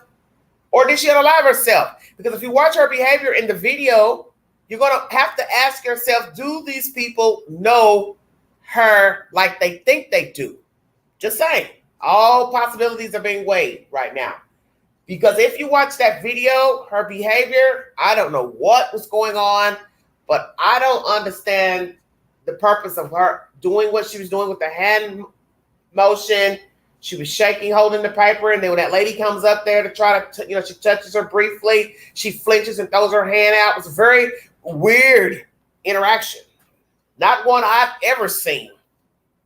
I mean, even when you think of church and places where people are singing and they decide to, hand you a Bible or something to sing along with you, you hold it in church. You don't see people jumping because somebody moved next to them with a Bible to sing a song. This is very weird. Please check out the content because it may be an eye-opening into what is the reason or why she's missing. Maybe she is this awkward person, shy person, but she's out in the community trying to help. She's resourceful with people, but maybe she has some type of anxiety, some type of disorder. Who's to say? Does she have any mental issues? Because her behavior in the video is just outright weird. And I don't see anybody acting like that just because somebody came up to them to try to hold a piece of paper and sing with them. That's strange to me. Maybe the lady was just trying to make her feel comfortable because she saw she was nervous and shaking, but her reaction to me was over the top. I'm just going to say that. It's over the top. It's weird. And if you got a problem with public speaking, I would not have agreed to speak and chant or whatever in front of the group, which I find that weird. You're nervous, you're shaking. Why do it? So who asked her to do it? If they asked, she should have declined. No, thank you. I'll just watch from the aisle. But thank you for asking. So You got to ask that question. If she's shy, she's not a public speaker, did somebody put her on Front Street deliberately and she was too afraid to say no? Or she wanted to speak, but at some point got nervous. See, you don't know because I don't know her. So I can't really say. I can only speak of what I saw in the video, and her behavior is to me, something is wrong. And that leads me to believe something was going on at that retreat and or her disposition, maybe even before landing on Bahama soil. That's just Queen. And rarely am I wrong about watching people's interactions and the way they behave, because something's not adding up. News Nation has a video pertaining to Mystery in Paradise. Woman vanishes from the Bahamas. It's pertaining to Taylor Casey. Feel free to open up that content if you want. I'm not trying to run long because I got another live stream planned for tonight. We're going to hear from a woman who's betrayed by her sister and baby daddy. She believes that they have had sexual relationship. She's going to discuss that on this channel. She's giving the Queen the floor. Going to give her the floor so she can speak. She's also on Facebook. We will reveal all that information during that live, where you can follow her on Facebook and also on YouTube. Thank you. Let me find out what else I got. So we've got this chief not doing his duties at the moment, on garden leave, as they call it. Very interesting. Some type of nefarious texting with some other parties. Don't know what that's about. Will it have any bearing on this case? I don't know. Please check out my information in the queue on the missing pastor from Chicago, who was later found in the Des Plaines River. Don't understand how in the world he got in that river. I will show you a picture, a video on my channel of the bridge upright, and he went right under that into the river, basically nose diving. So did this man fall asleep? I don't know, but it doesn't make any sense because there was a barrier up. So there was no reason for him to go around a barrier. And you can see that the bridge is up if you're driving, unless you're talking on the phone and you're really engaged in conversation. I also find it strange that allegedly he left the casino. What is a preacher doing gambling? That's probably a whole nother subject. I'll just leave that alone. Let's go into the belly of the beast. Let's hear from her friends. We're going to talk to Miss Jessica Savano, best friend. I'm assuming this person may be trans as well. If not, I stand corrected. It's no big deal. Woo! Queen has a lot of information in the YouTube queue. I've got at least 25, 26 videos uploaded today. I've been a busy bee. And also a woman is on the run. Monica Williams, she shot a young lady in Memphis at a Church's Chicken. She has a violent past. She stabbed a woman many years ago who was 8 months pregnant. She believes that boyfriend, the woman who was pregnant, believes the boyfriend set her up, called in Monica, because Monica jumped out of nowhere towards her car after she got the money from the boyfriend. Very weird story. And they somehow got the tussling, which means you had to have gotten out the car, Miss Israel. Why would you do that? Pregnant. All that's ghetto ratchet news as well. Family and friends of Chicago woman went missing in Bahamas last month are calling on the United States to intervene in an investigation into her disappearance. Once again, last seen June 19th. Mom is saying, please help us find Taylor. Colette Seymour said through tears, I just want the senators to light a fire under the people in the Bahamas' feet so they can correctly search for my child and help to bring my child home. Casey's friends and relatives have been urging Illinois senators to pressure the State Department and FBI for help. They said they want U.S. officials to intervene with the Bahamian authorities in Casey's disappearance. Will they intervene? Or basically, will Bahamian police ask for help? Because that's the issue at hand. they have to ask the FBI for help.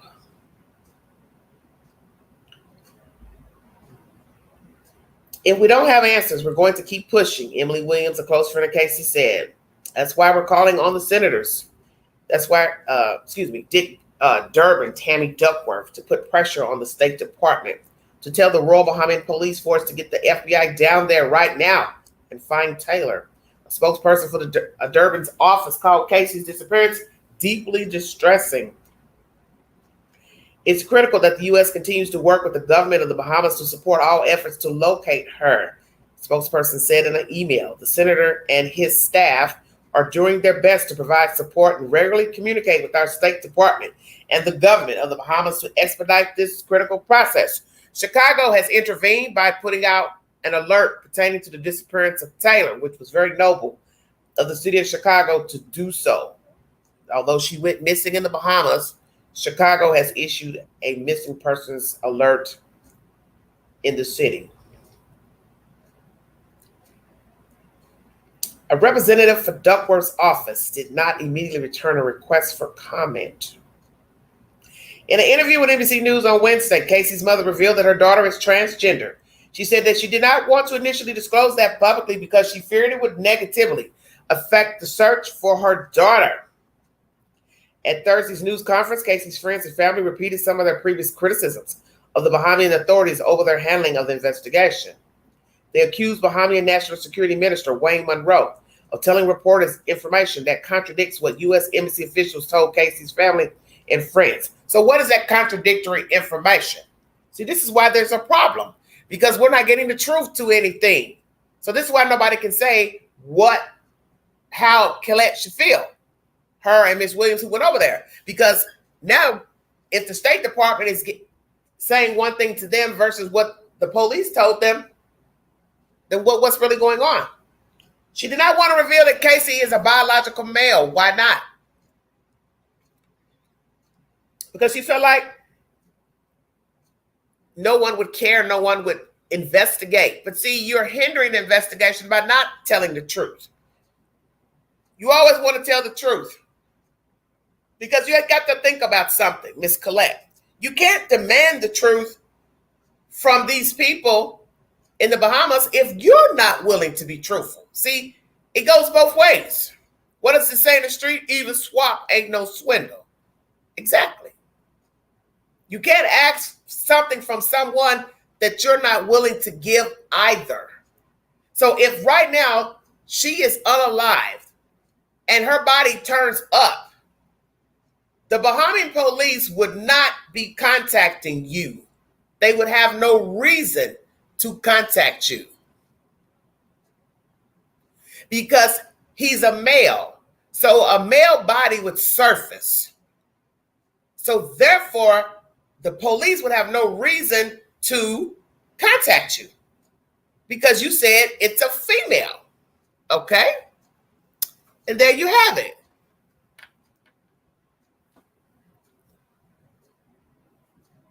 This is so crazy to me. And I get it. We have a lot of crimes here in the United States pertaining to Black women, brown women who are transgender. And obviously she thought this would be the same rhetoric over there in the Bahamas. But you want to be truthful, whether you're stateside or you're in a foreign country. You don't go into a situation this dire lying and not revealing things. You want to be truthful. You want to be factual. That way they don't have to come back later and say, well, she never told us it was a man. She never told us her daughter is a male. And they're already screaming defamation that you all are saying nasty things about them, negative things about them. This is not what you want. And I get it. It's your child. I'm never going to tell these people what they should and should not say because it's just easy to judge. Yes, we'll look in the looking glass and say, well, you probably shouldn't have said that. You shouldn't have done this. But in the end, it's water under the bridge. You can't take it back. And they have to stand account for their actions in dealing with the government over there. I don't have a dog in the race. All I can say is, if anything, she should have been honest and waiting a week or two later to tell the public that it's a biological male, I just don't think it was a good idea. Whether you believe they were doing their job or not, and you know what? You may have said, yes, this is a male, and you probably would still gotten the same attention. So what I'd like to know, and I think I've answered my own question, I asked her today, did she ever tell the Royal Bahamian Police that it's a he? Obviously not. Because if she didn't tell the U.S. Media, then she didn't tell the Royal Bahamian Police that that's a man that they will be looking for. As I said, I feel like that was a hindrance, but can't take it back. Okay.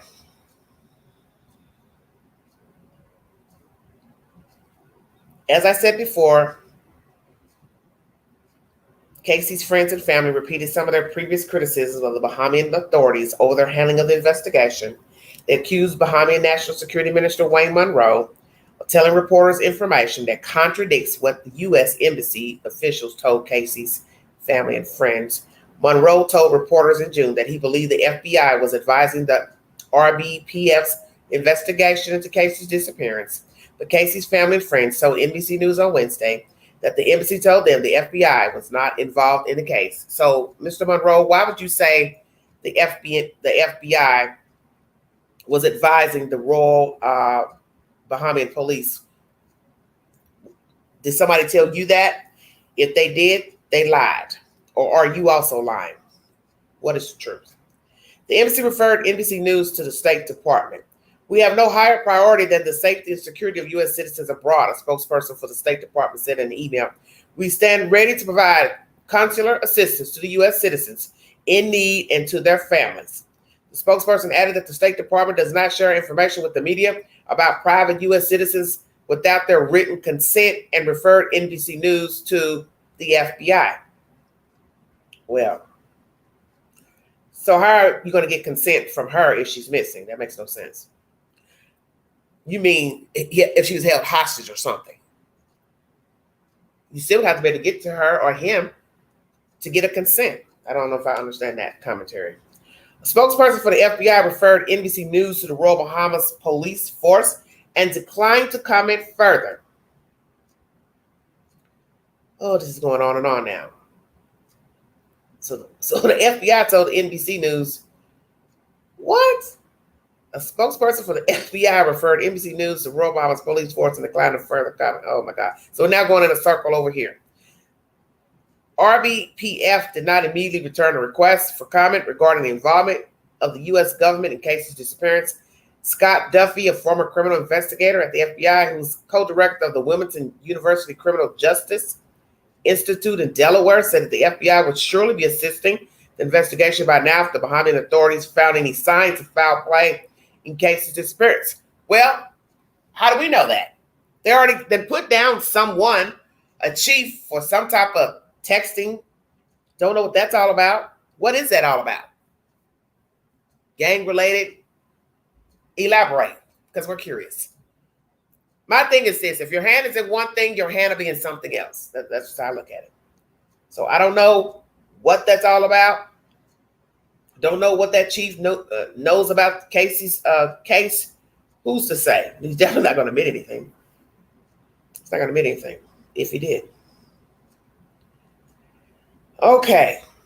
FBI will surely be assisting in investigation. I just don't see the FBI not being in lockstep with the authorities there if there was the slightest, and I mean slightest bit of information to indicate that she did not disappear on her own, Duffy said. So Duffy is a former criminal investigator at the FBI, works at Wilmington University Criminal Justice Institute in Delaware now. Yeah, we hope.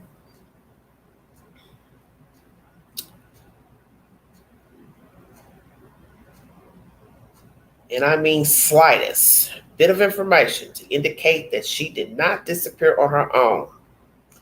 He says, I just don't see the FBI not being in lockstep with the authorities there if there was the slightest, and I mean slightest bit of information to indicate that she did not disappear on her own. Well, they're saying she left. So that's a contradictory from what you're thinking.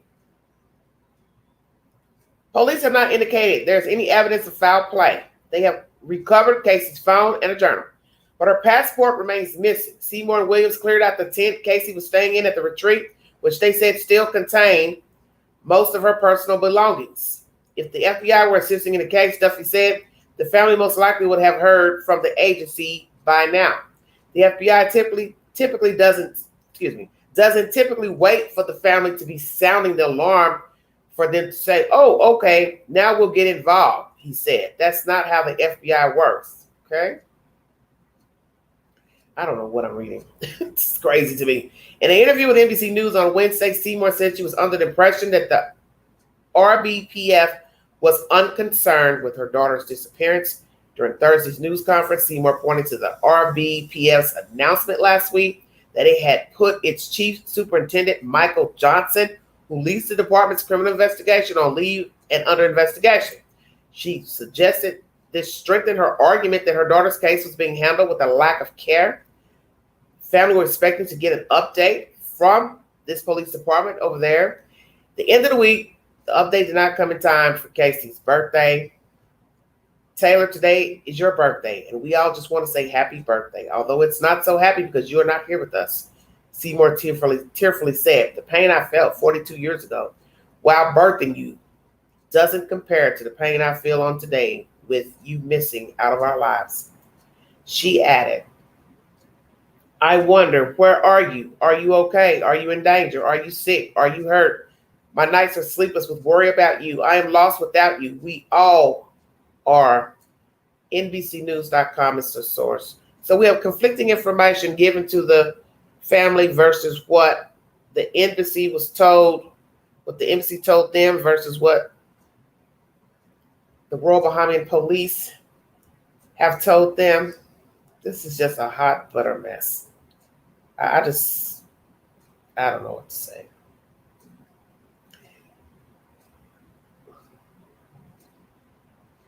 Why did Colette not tell the truth about Taylor's identity? What are you all talking about? I'm not sure. I know she still had male parts. I'm not sure how that. Now, what in the world are you all talking about? Not the male parts. Jesus wept.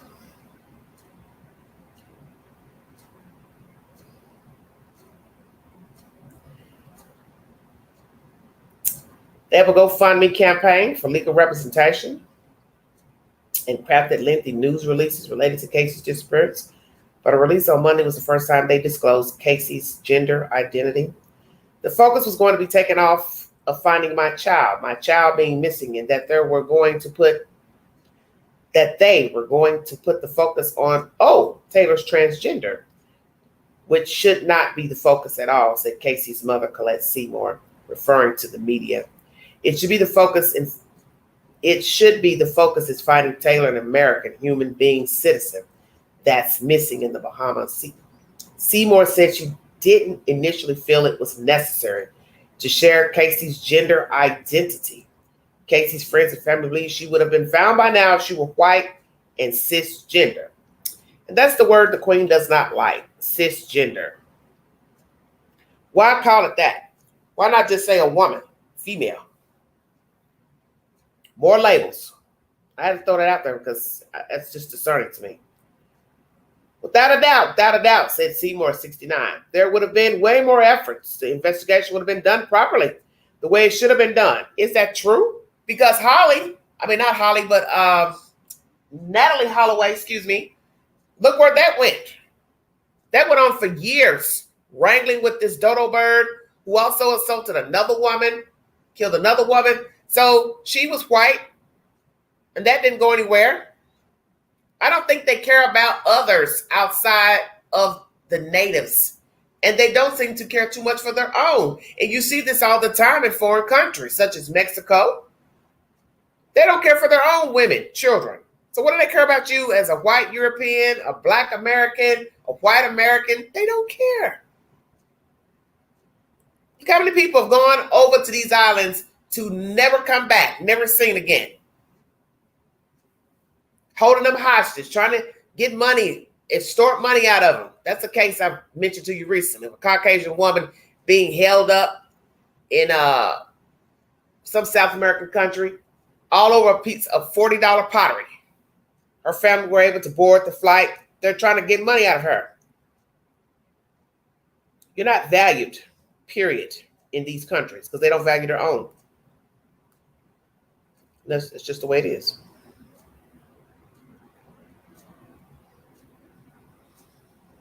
Where was I? She feels like it would have done properly had her child been of another race and a woman, white woman, I guess.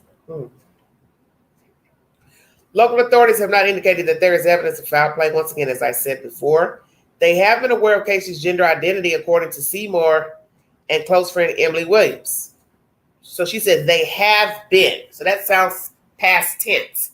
So you did tell them that she was a man, but you didn't let the media know she was a man.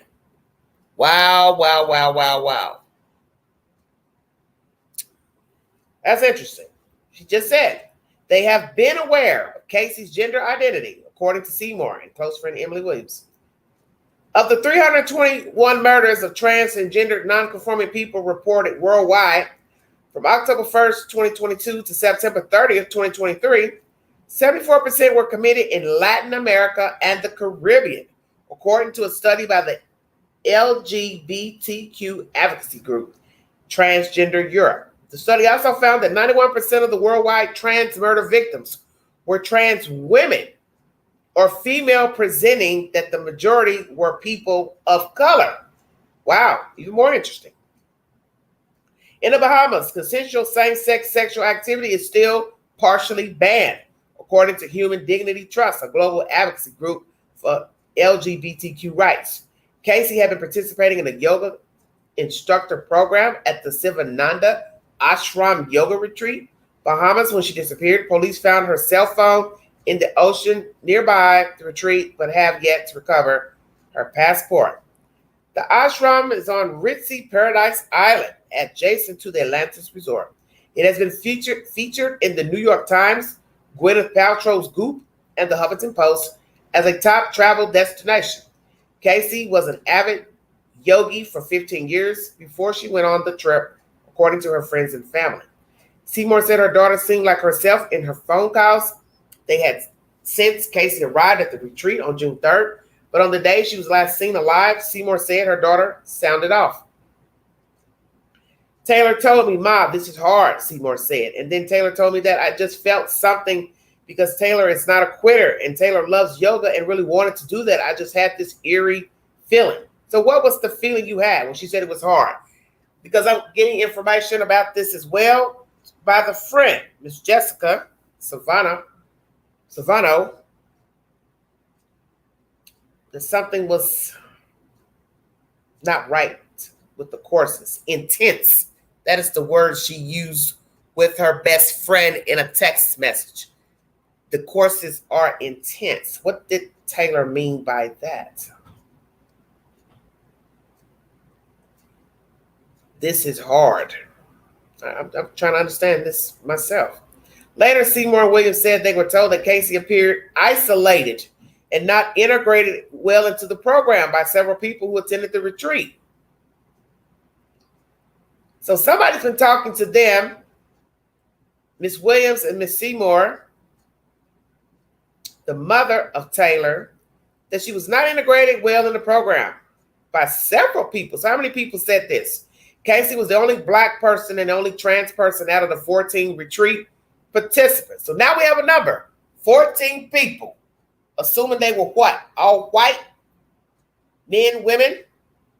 Interesting.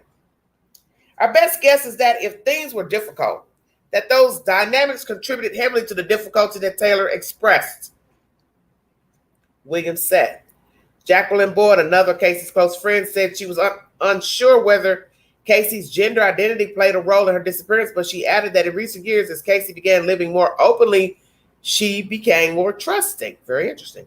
My perspective is that, something not okay has happened to Taylor, Boyd said, and that potentially, is in this moment of being on this retreat, there might be people that seem trustworthy or who seem not ill-intentioned, but could have done harm to Taylor. We just would have heard from her if there was any other option. On June 20th, Seymour got the call from the retreat that Casey was missing. Ashram staffers reported Casey's disappearance to the Royal Bahamas Police Force. Police said in a news release after they notified Seymour. Okay.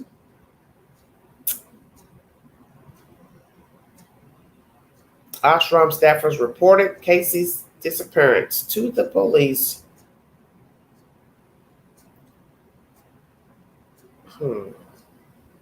After they notified Seymour.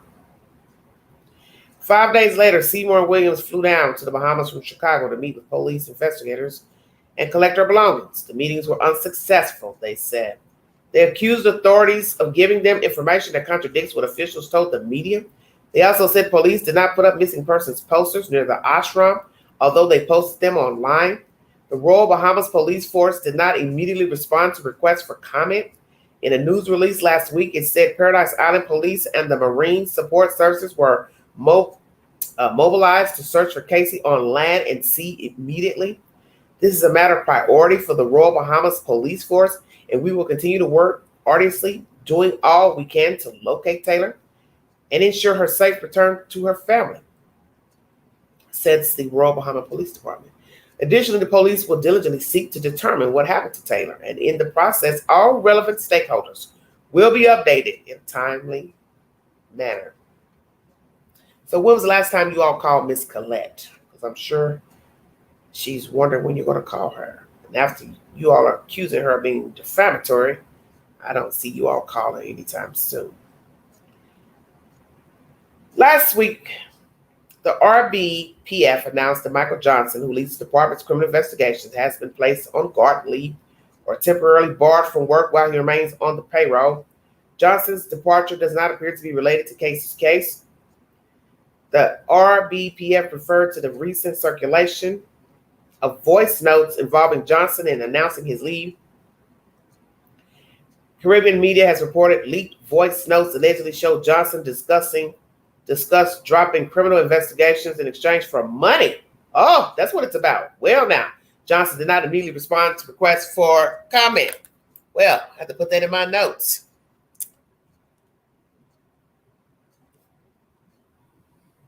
Wow. I've told you all those people are poor over there. So it doesn't matter what the people's positions are in working in hotels, law enforcement, they don't make anything. So think about all the times people talk about school teachers and police officers not making a decent pay in the United States.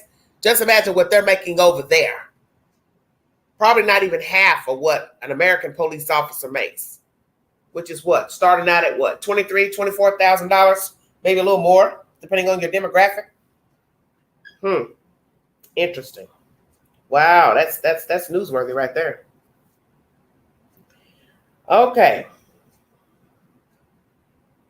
Let's see. Johnson did not immediately respond to requests for comment. Well, he's not going to say anything. He's going to try to hold on to his job.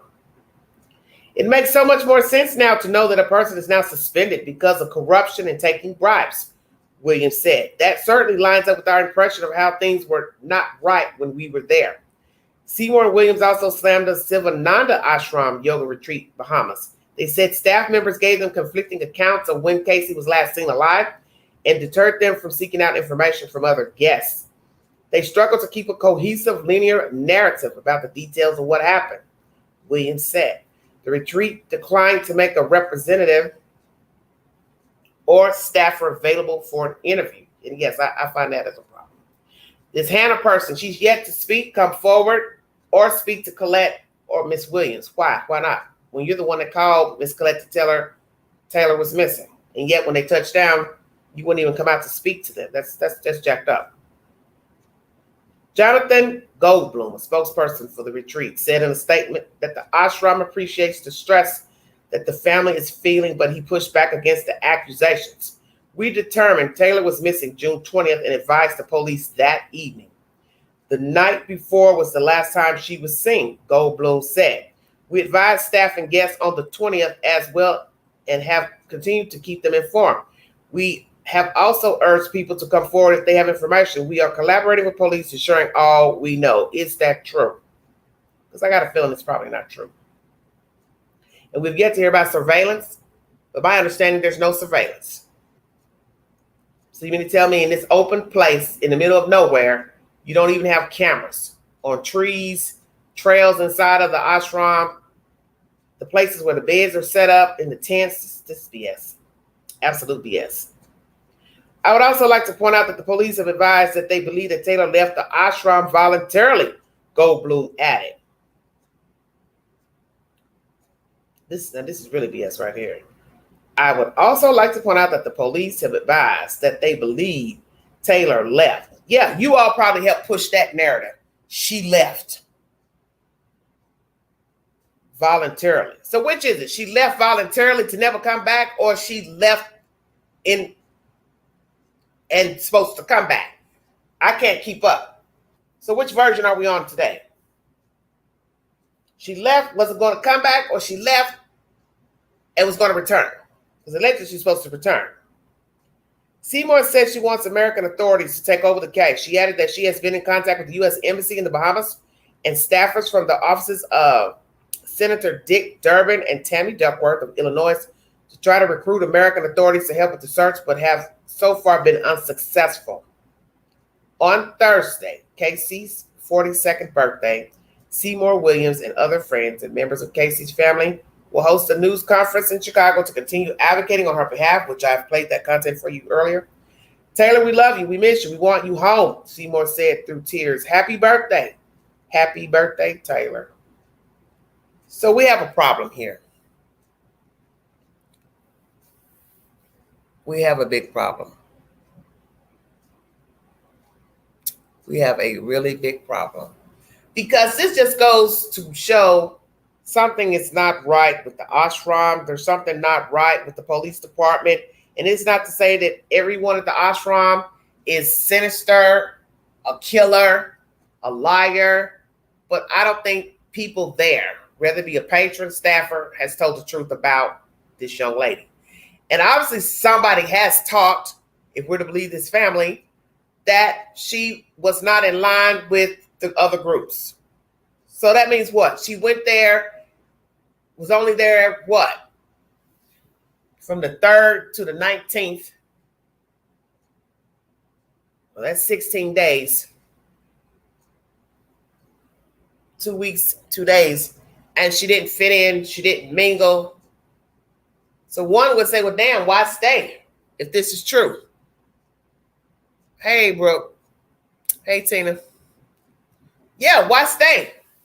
But she probably felt, hell, I spent my money. I'm important. I'm valuable. I spent all my money. I'm not just going to leave because these people feel some type of way about me, or if that's the vibe she got being black and then being a man. So did somebody say something out of the way to her? That's what I want to know.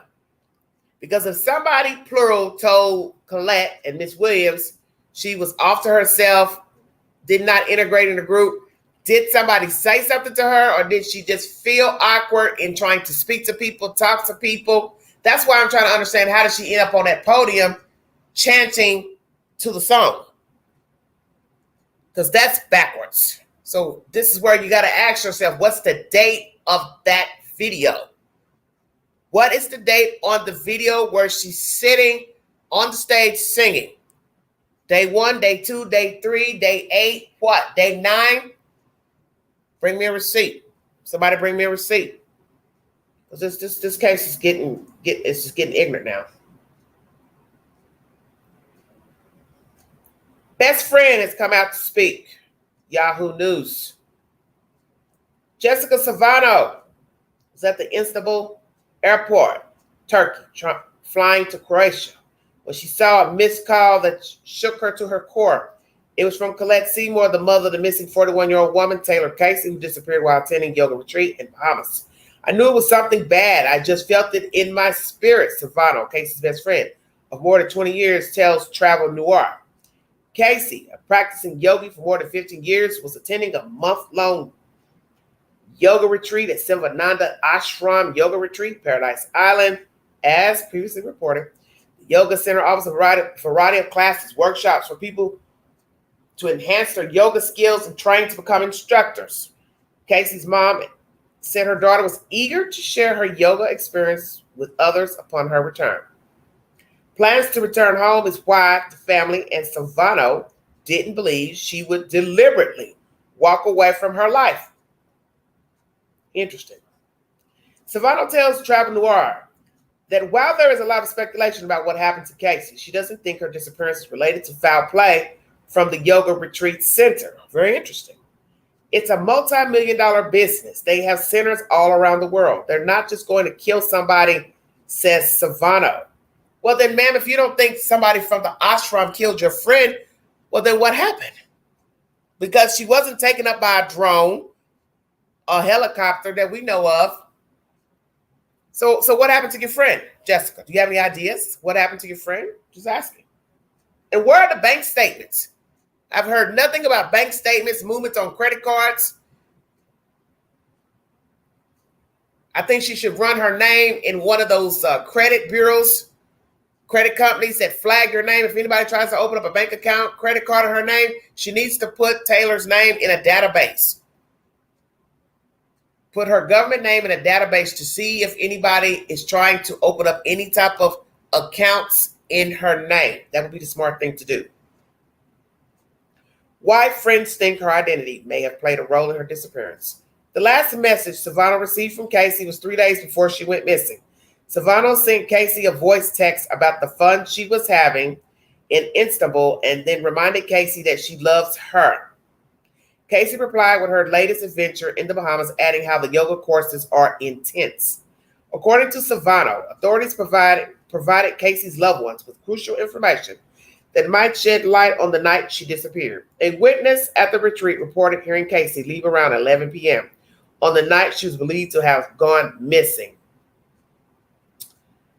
One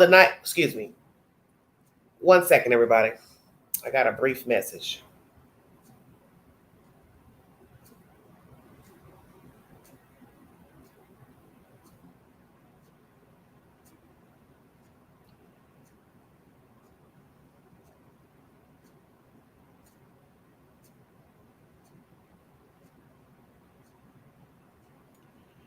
Okay, where was I? Sorry about that. Lining up everything for the next live stream. Sorry. So somebody said she left at 11, okay? Allegedly. But last time we heard it was 11:30.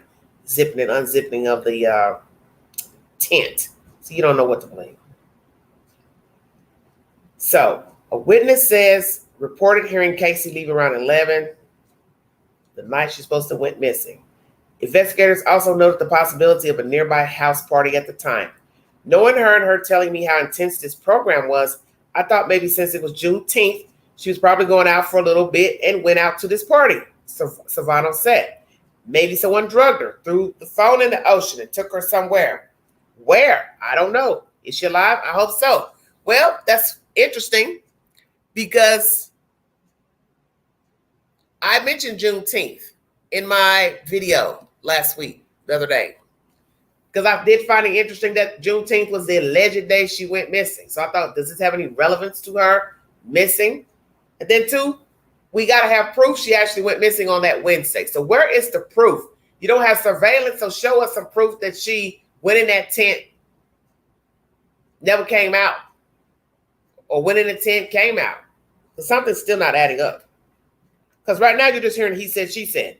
And if you don't have CCTV footage, that's all we're banking on is he said, she said. Because at first somebody said, oh, I heard the tent zipping up and down. But then when somebody asked to speak to that person, it wasn't me. I heard it from Ray Pookie. Okay, so come on now. Yeah, it's a game of telephone. Oh, I heard the zipper going up and down at 11:30. But then they changed it to, well, I'm not the actual person that heard it. Susie May heard it. Okay, now we're back from 11:30 to 11. She left. It's BS. Did she go to a house party? Was there an actual house party? Because once again, everything he said, she said. Now, amid heartbreak, frustration, confusion, Savano is in a race to find Casey and bring her back home safely. She has joined Casey's family, demanding Bahamian authorities to do more. There's a shuffled fundraiser called Find Taylor Casey that has raised more than $25,000. The goal is $30,000. Hell, and will that be enough? Because you're talking about paying for a lawyer, paying for somebody to go back and forth to the Bahamas or go down there for a while and stay. I don't know if $30,000 would actually be enough. Just saying. Lawyer fees are very expensive, and a PI, they can be just as expensive. We don't feel as though the Bahamian authorities have done enough to locate her. There are several missing people in the Bahamas, and we don't want this case to be forgotten about, Savano said. What especially frustrates Savano are the snide comments from social media users about Casey's identity as a transgender woman. When you see people commenting on her looks and saying, that's a man, it's hurtful to me and her family reading that, she says. She's more than that.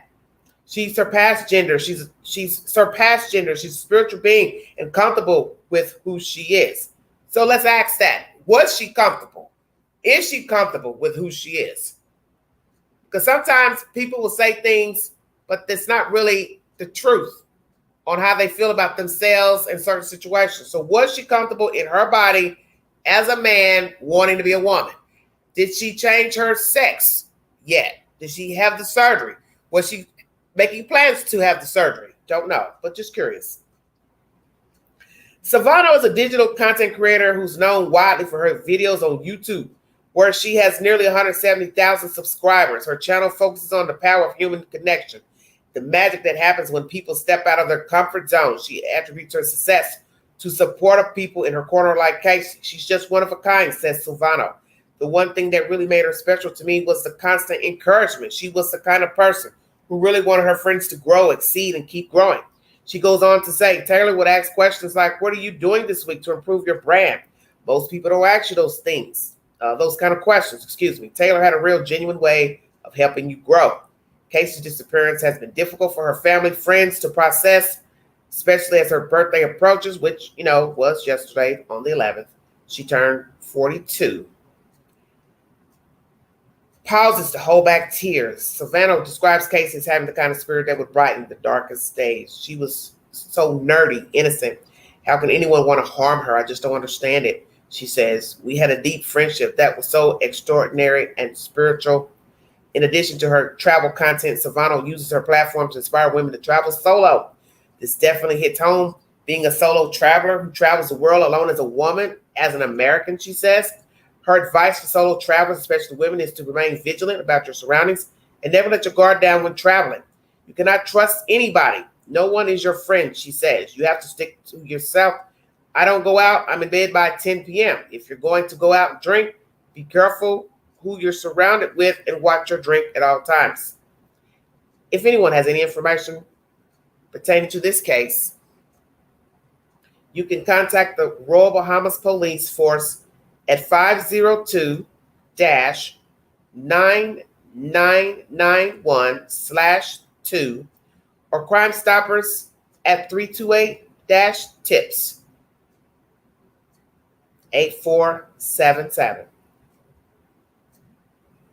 328-TIPS parentheses 8477. Yahoo.com is the source. So we have the family wanting the U.S. to intervene, FBI, contradicting statements between the U.S. government and the Royal Bahama Police. Chief Johnson removed from his duties due to bribery to drop criminal charges and drug cases. A woman who was actually a man, African-American, missing. Now we're hearing information that she was not well received or was standoffish to herself at the ashram, but yet she's texting her girlfriend. The courses are intense, but she's having a good time. So what is the truth? Because I'm confused. I don't really know what the hell's going on. I do believe somebody's not telling the truth. And it's funny that Miss Savano is telling women to travel alone. I myself as a lone traveler. I've done it for many years, traveling alone. But the one thing I can say at the moment, I will not be traveling to the islands alone. That's out. I'm not going to the Bahamas, Jamaica, Turks, Caicos, nowhere. Hell no. Because I have to be careful just traveling in the United States alone. And that's right. You have to be aware of your surroundings. You cannot trust people. You hear her saying that she became more trusting once she got more comfortable with her identity.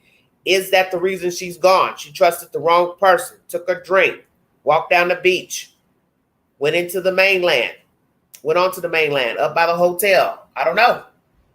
So we don't know anything. But this is a very confusing case. Where is Taylor Casey? Who holds the truth to her disappearance? Was she unalived at the ashram by staff patron or somebody that walked up looking for a victim? Did she meet with foul play from somebody from the ashram and they went into the city to have drinks, shop, and she got gone on the mainland? But the person is from the ashram.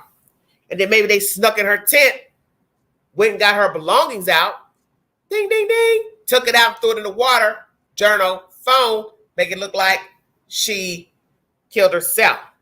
The one thing I find interesting about this story before I check out of here is that when you look at the video of the tent, Queen caught something on the floor that nobody has mentioned. Good old Queen. Why is the cell phone case lying on the floor? It's pink and it's shiny. Anybody have any ideas? Now, my case is off because sometimes when I use my phone to look for things or navigate while I'm either going live or checking notifications, it hinders the buttons on the side. The case. Okay? Everybody following me? When you go back and look at the video of the tent, please pay attention. Look on the floor of that video. Her case is on the floor. If you're going to go outside of the tent or outside period, because I'm going to say this for myself, you're going to take that case so it can be heavier to grip your phone so it doesn't fall out of your hand and slide out. So why is her case on the floor? Because like I said, I only take my case off when I'm navigating the side buttons to do the live streams, to play content, or as to keep, it's easier to navigate my volume buttons. So I got to ask myself, why would she have her case off? What would her reason be to take her case off of her cell phone? Does she normally take her case off of her cell phone? Miss Colette,